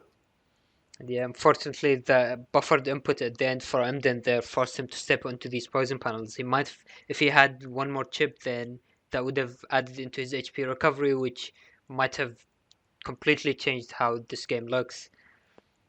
Yeah, and that's again mod cards. It just swings so much either way that you never really look away. And yeah, so going into the next match, which will unfortunately be our final match for the day with Solid vs Enduring Grey. Alright, so looking at Solid's setup, well, one, she's running Searchman, which is very, very high value. Searchman giving you free chip shuffle, and that by itself is already useful, but it also gives you HP plus 5% as well, so that's a little healthier. For the charge shot, she'll be running, which is another very interesting card, is Slimy, and what it does is your charge shot becomes panel grab, so you always have the option to, oppress your opponent area-wise, no matter what's going on in the match. And very, very strong mod card, just enables you to keep that pressure going. And again, against someone that's playing, or against really anybody, that's scary. But especially when Enduring Ray wants to establish that kind of area, and Salad can always push back against it. Yeah, so another interesting thing that I believe this is the first match today that we've seen that had this is the order of mod cards affecting how they're applied. So you've briefly touched on it, but the way this works is that the mod cards that you load first, so the top of the list, can be negated by ones used afterwards. So Searchman gives the circle gun charge shot, but because Salad has I believe Slimy, after that will negate that charge shot into panel grab. This also applies to Navicast pieces. So I think Searchman denies air shoes, so removes air shoes. So just to explain how that would work, if Salad had air shoes in her Navicast, that would be disabled by Searchman. But then I believe Satella would enable air shoes again, giving Salad air shoes in the end. Right, and that's, again, very good use of the Salad knowing where to put which things in her mod card setup to make sure that she doesn't have the negative effects that you don't want. Yeah. Yeah, also running, she's running Shield too, which is great, especially in Bolter. She's got Hub Badges or Giga, so he's going to be making use of that double shield defense. And if one shield gets uninstalled, you put another one up, which is excellent. And always having access to that is just strong in general. I noticed a couple things too. She's running air hockey, so this looks like it's going to be her main strat, and she's even combined it with Mad Coil. So having access to Mad Coil, air hockey, you can censor them first, and then from there go into it and making sure that you land all of those hits. And running L code in general, so you get the benefits of having uninstall, things like that. The white capsule as well helps with the air hockey if you want to use that too. So very good setup involved just using these chips, and Slimy being used to line up these air hockey shots, which is a pretty neat idea. So really looking forward to see how this plays out. Alright, let's head into the match, see how well Salad does. I'm actually really interested to see how it plays out. It's very interesting matchup. Yeah, and to be honest, air hockey isn't really the most, I'd say, competitive chip you'd expect to see. No. Yeah, air hockey, it was very popular in Battle Network 4, and it kind of fell off. So seeing it, starting with the color bug, that's going to help a lot on Salad's end. So Enduring Ray really wants to establish some area before Salad starts munching away at his own. Yeah, so this is actually a really bad matchup for Enduring Ray, because Enduring Ray has his charge shot, which is Windrak. It only hits one panel in front of him, so he really wants to get the maximum area trying to confirm these hits. Whereas Salad has panel grab as a charge shot, so she's very easily able to deny area grabs from Enduring Ray. So I think Salad's running the first anti-Navi that I've seen in the whole tournament, but very strong option in a format like this. Yeah. And yeah, so there we see it. So, ooh, nice shield. Anti-Navi is up. Again. Ooh, very good shield there. Yeah, very impressive timing. Actually, these air hockeys are very much a threat to SoulXCross. Yeah, that is a good point. Though I don't think someone wants to go with them quite yet. No, but it's something that Enduring Ray wants to watch out for.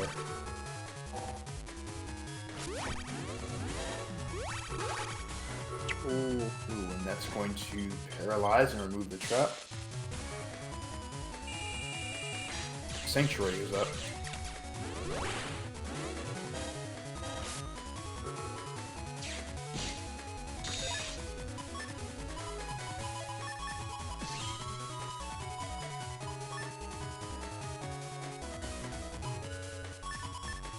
Salad, I believe, is running Bugged Buster too, if I'm not mistaken.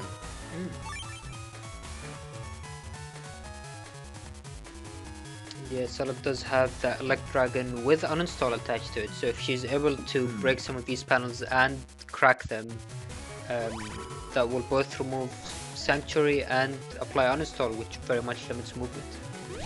Nice. Ooh.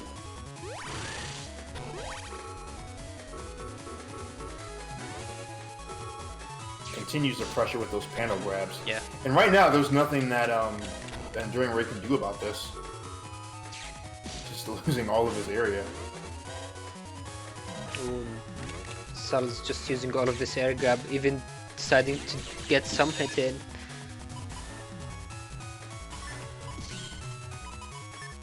Okay, so in chat, Enduring Grey is saying that he's running a Buster Bug build.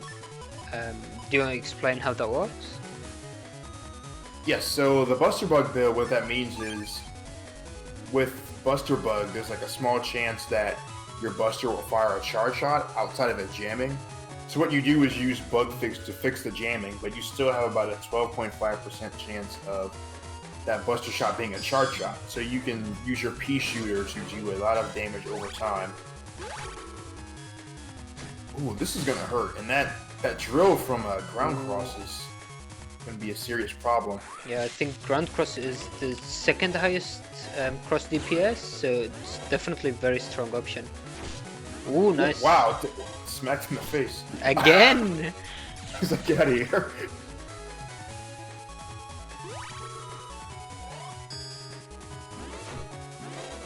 Yeah, so to answer Renegade's question, the reason you keep Searchman is even though Circle Gun is overwritten, Chip Shuffle doesn't get overwritten, and Chip Shuffle, of course, being extremely strong in terms of being able to dig through your folder.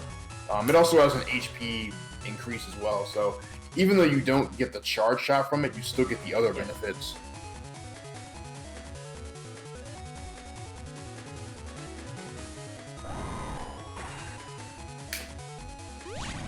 Ooh, connecting. Ooh.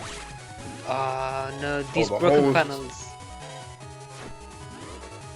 Yeah, so Salad's waiting for these broken panels to fix because unfortunately Air Hockey can't fly very well. It gets stopped by that.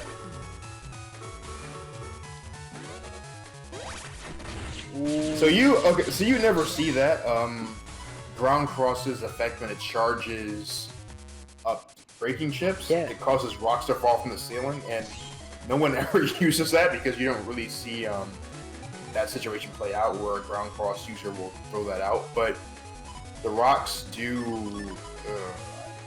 was it 100 something damage? I'm not actually sure. I think they do decent damage, but I don't know the amount.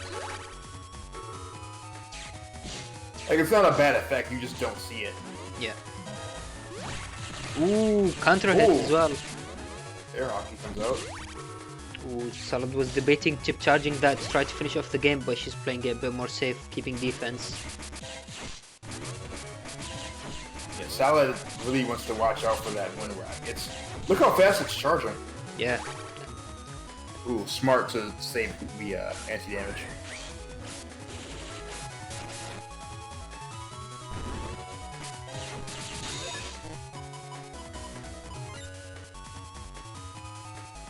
Nice movement from Salad there. So basically you want to stay at the front as much as possible to deny area grabs, but you want to step back at the exact time where your opponent uses their charge so you don't get hit, and then step forward again.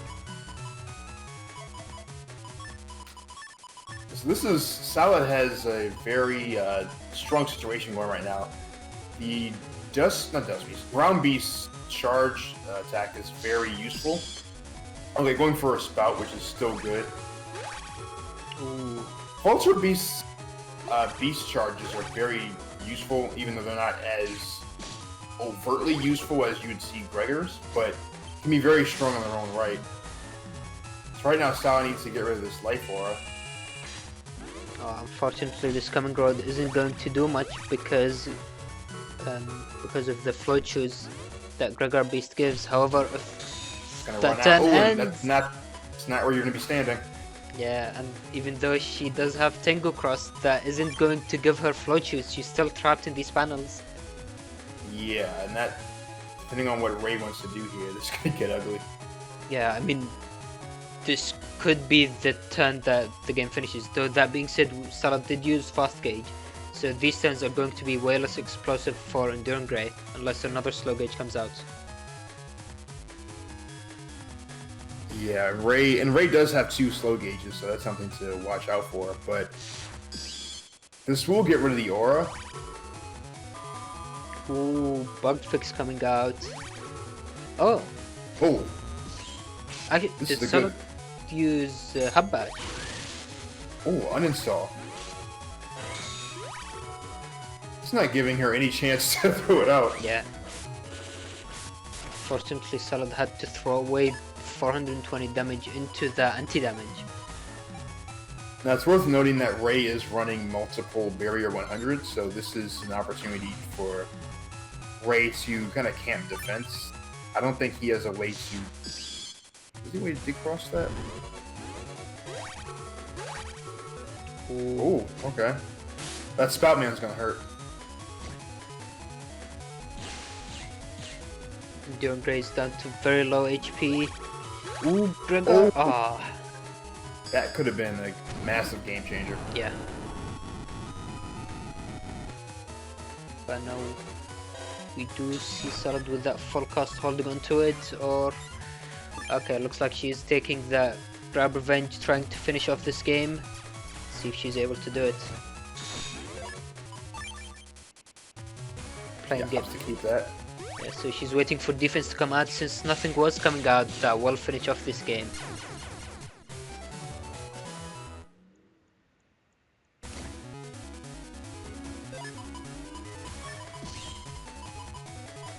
Ooh, and the early uninstall from Salad used the opportunity to.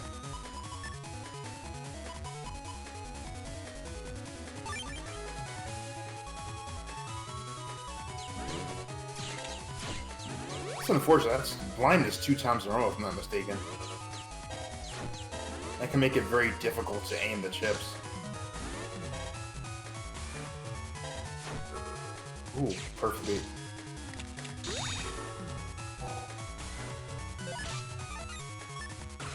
Yeah, I know she wants to keep that hand.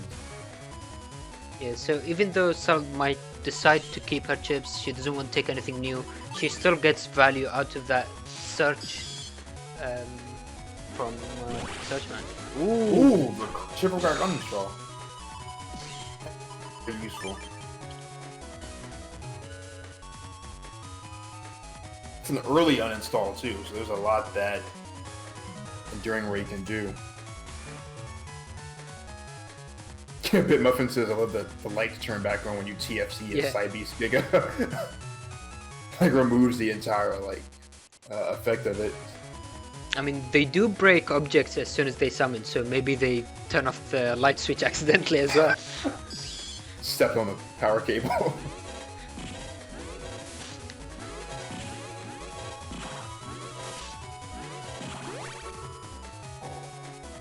Yeah, Spout Cross charges ridiculously fast. Yeah, Salad's been forced to keep this hand for since it's been a while. She wants to get that erasement off, but between being uninstalled, she's not gonna make this any easier. Ooh, unfortunately, Salad missed that charge shot. This can Also be very... notice that the HP bug is really affecting her too. Ooh, She is bleeding. I mean, we've seen this HP bug coming into every single game this stream. Yeah, it's such a huge factor in this format because a lot of people are running HP bugs already, but the fact that you get sped up after things like uninstall or you get pushed a lot by win racks, or it can get ugly. So having bug fix in this format is definitely something that you want to look into because otherwise things can go south for you pretty quickly. Yeah, that's a good point too. Salad's trying to get rid of the Barrier 100, but Ray has 3 of them, so that's an issue.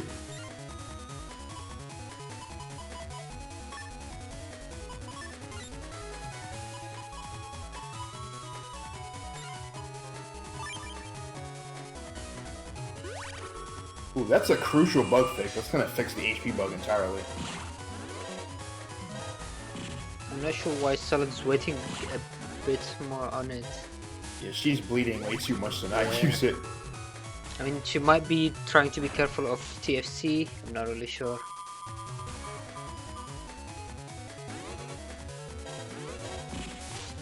So that hub badge, she can restore her shoes with that, however the super armor will still be gone.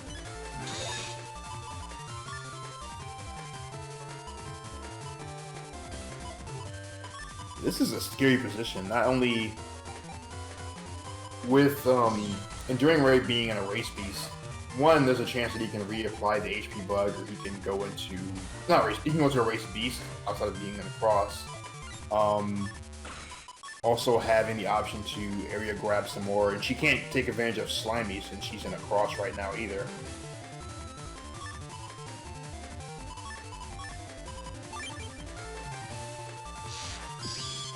The thing about Solid's setup is that she also isn't running either of the Beast Gigas, so the potential for burst damage coming from that is not an option. Alright, that is going to get rid of the Sanctuary. But now Solid is in a very rough position, being over 1000 HP down. Very slowly trying to fight her way back. Ooh. Oh, too early. That's unfortunate. Oh yeah, you might want to. Oh. Okay. I was gonna say you might want to step back when your opponent's in finger. That Gregor connecting would have straight away finished that game.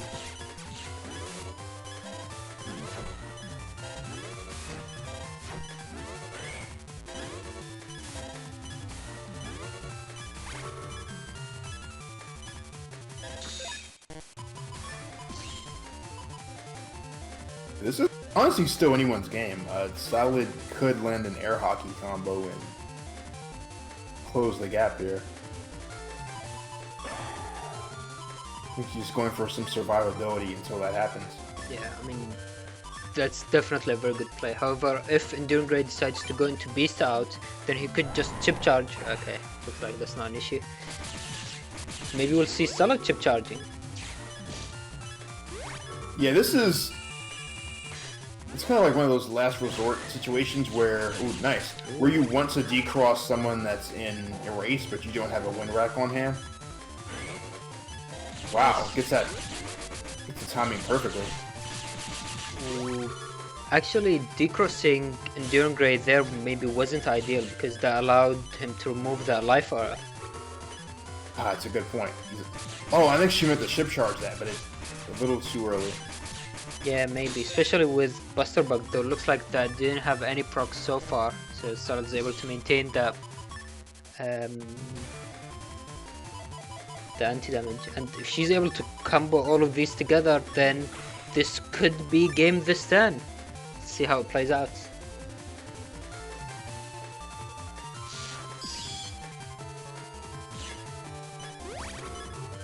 Ooh. Area grab, closing in.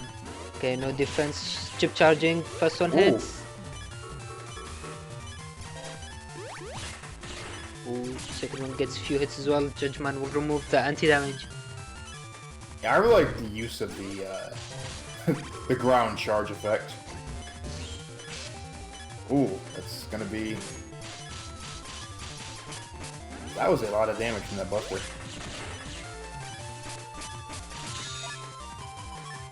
Yeah, this is really rough.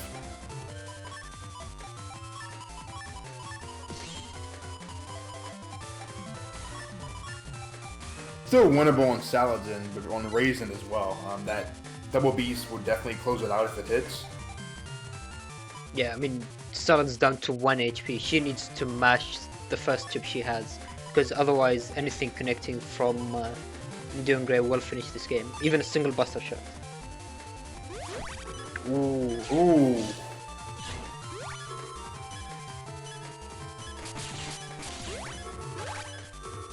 Oh no, that double beast is going to close it, yeah.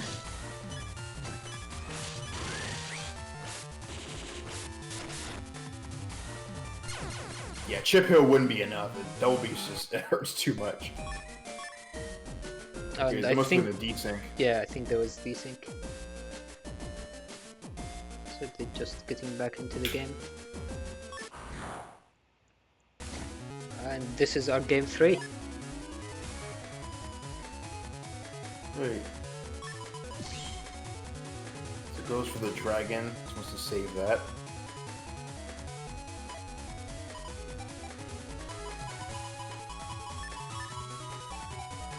Yeah, and one thing you have to watch for in mod cards too is when you have custom HP bug, you don't want to stay in the custom screen too long because you can bleed out a lot of HP. I mean, you can get it back from chip heal, but even still, it's just something to watch out for.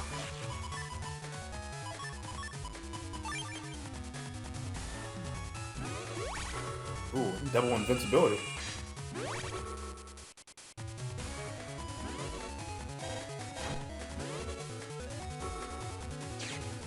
Establishing that area control early. Flash one is coming out. Oh, doesn't match the anti-damage. Is that on purpose? Maybe she wanted the anger that comes from that?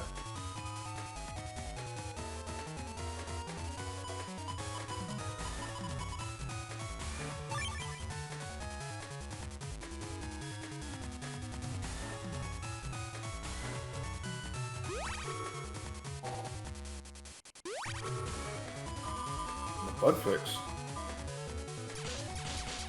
Ooh, okay. Yeah, gets the anger. So maybe Salad actually wanted that, though the only thing she's really getting is that 2x anti-damage, so I'm not really sure. Ooh, an anger spout man would be... Oh, right, no, he's got the trap up.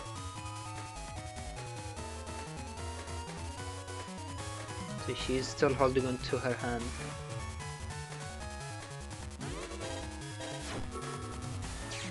These panel grabs are better off.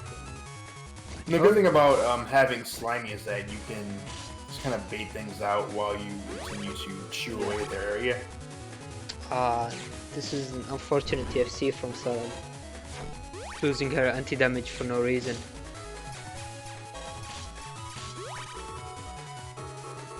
Full gauge is up. Ooh, and Rush come out, so Salad has the option to get anger again. Taking all this damage in the meantime, though. Yeah, these Buster procs are doing good amount of damage as well.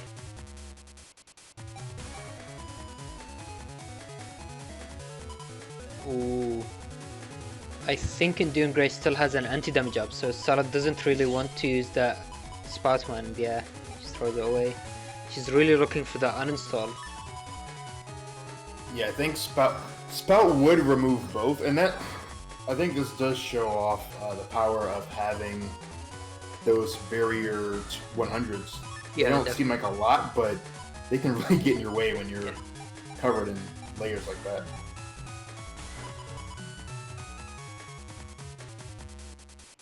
Yeah, so she looks like she's trying to connect that Judgment. If it connects, then the first hit will remove that barrier, and then the second hit will deal with the anti-damage. Let's see if this plan works out for Salad.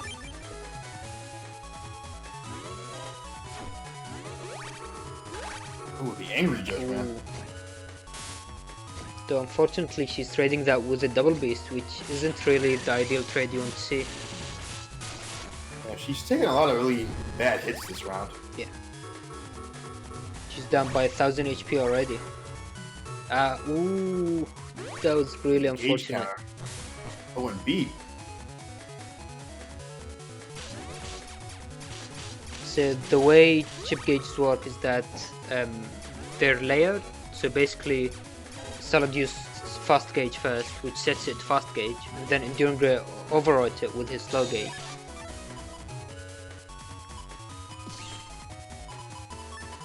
Okay, finally we see that bug fix for Salad.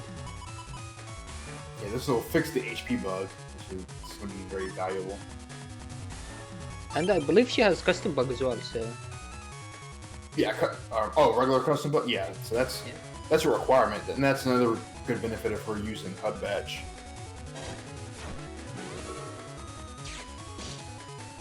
Ooh, nice. So thanks to that cube, now Enduring Grey isn't able to connect his Buster shots.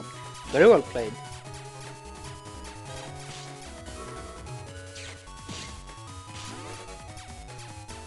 However, Salad also can't take away anything in the middle.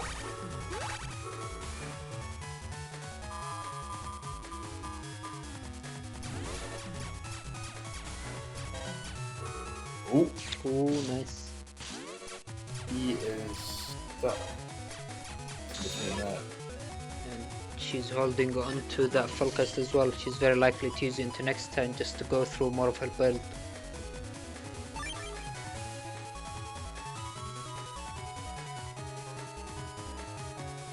Yeah, also, this is a good way to watch and see what Enduring Ray is going to pop up with.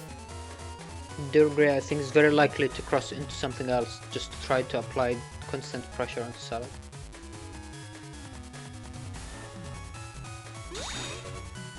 Doesn't take the bait, just kind of goes looking for the uninstall and going to go for the air hockey play. So she is looking for the Elect Dragon, which I don't think she had all this game. So yeah, I think she shuffled away pretty early. yeah. So this is the biggest weakness of Chip Shuffle as an Avocast program, because it's basically random compared to SoulXCross, which allows you to put your chips into the back of your folder, so you can much more easily control the sequence that you will get to see your chips in. Yeah, and it can be good and bad. The good thing with Shuffle is that you can do something like draw if you get turn 1. Yeah. But with Dust, there's still limits to what you can do immediately. But you also have more control over the process.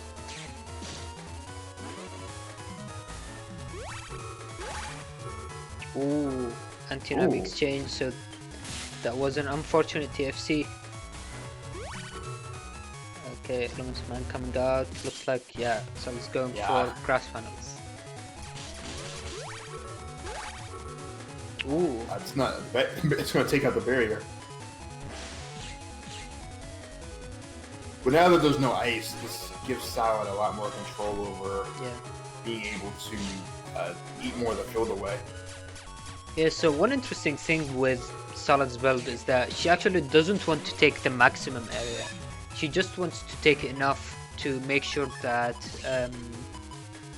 air hockeys are getting maximum hits.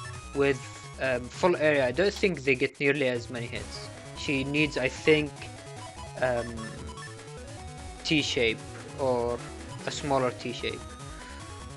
Yeah, she can take one more of those panels from the middle, but once she has that, she has the ideal setup for landing that.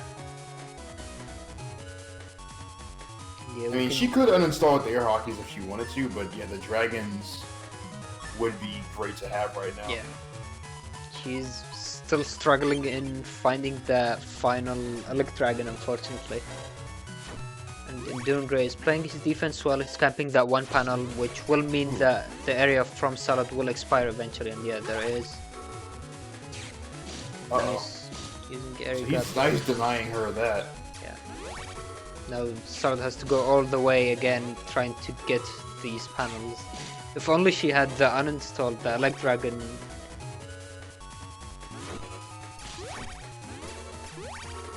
Ooh, and she uses Habbatch early as well. She really wants to go through her chips. Still no. We see the Elect Dragon flashing for a second there with Chip Shuffle animation.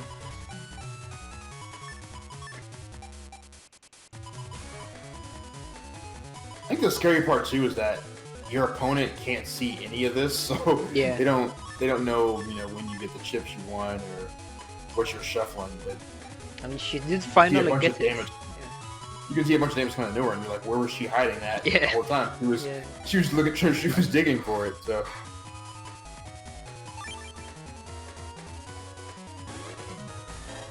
let's see if the uninstall connects. If it misses, then all of this would have been for basically nothing. First Elect Dragon coming out. Ooh, Coming Road, interesting.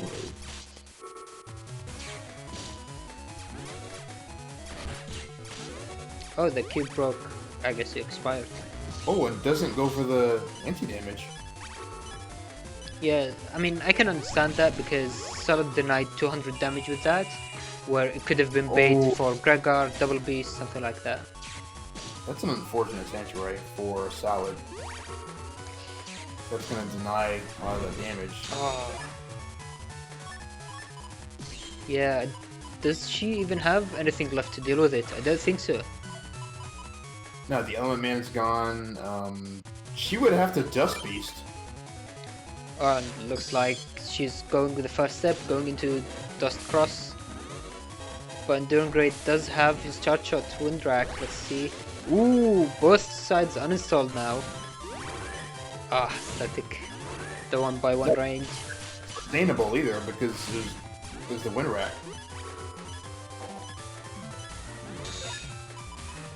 However, if those holes disappear, this could still be game from her end. So it's either side can really take this part over.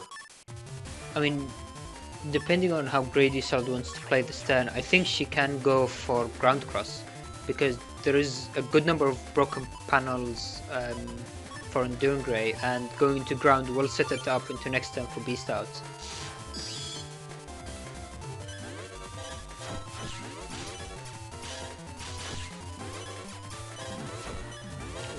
She went with Tengu. Oh, counter hit!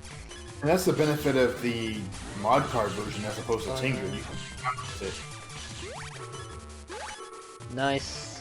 Better than nothing, though half damage. This is going to be very rough for Salad. She only has her air hockeys left.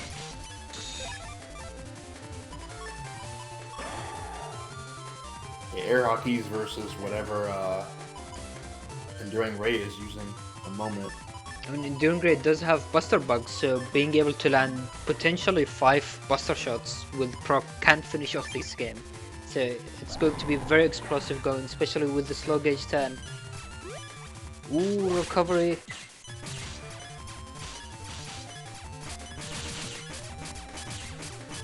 Enduring Grey isn't quite getting the luck with these Buster procs. Sal's doing very well in trying to move around them. Nice, getting few hits. Air hockeys. Yeah, oh man, so she's gonna have to. Oh, those holy panels might be a bait because now she has the opportunity to use the Spout Beast. Ooh, nice. Spout is the highest chip charge, but Gregor coming out at the very final turn, finishing off this game. Well played to both. And that's one of the downsides of not having a the game. Yep.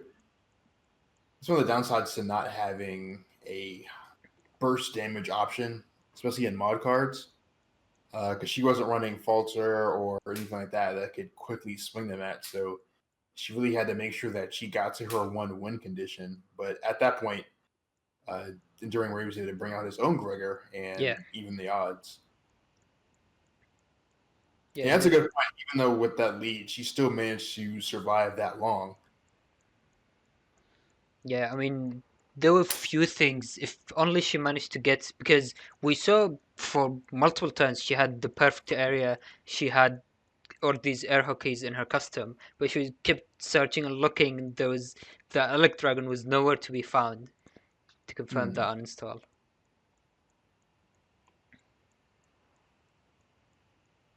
Yeah, definitely great. It's great performance from all the players. Yeah, indeed. So, unfortunately, that will conclude our stream for today. That was our final match. However, before we go, just going to make a quick announcement. So, more recently, we've been looking for ways to help people support the N1GP. There are few financial payments that need to be done, like maintaining the N1GP redirect link or maintaining ColonelBot. So we're going to open donations for the N1GP very soon, and hopefully going forward this will enable us to upgrade the way things are done, improve things as well. So do look out for that, and that will be very soon, happening probably this week. And yeah, so that will conclude today's stream. Thank you everyone for watching. Hope you've enjoyed the stream. Make sure to tune in for next week. We're going to be doing the top cut section of this tournament, which will be the final top cut for this year, so make sure to tune in for next week. Absolutely.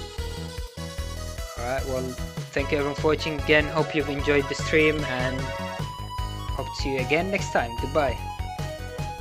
Take care.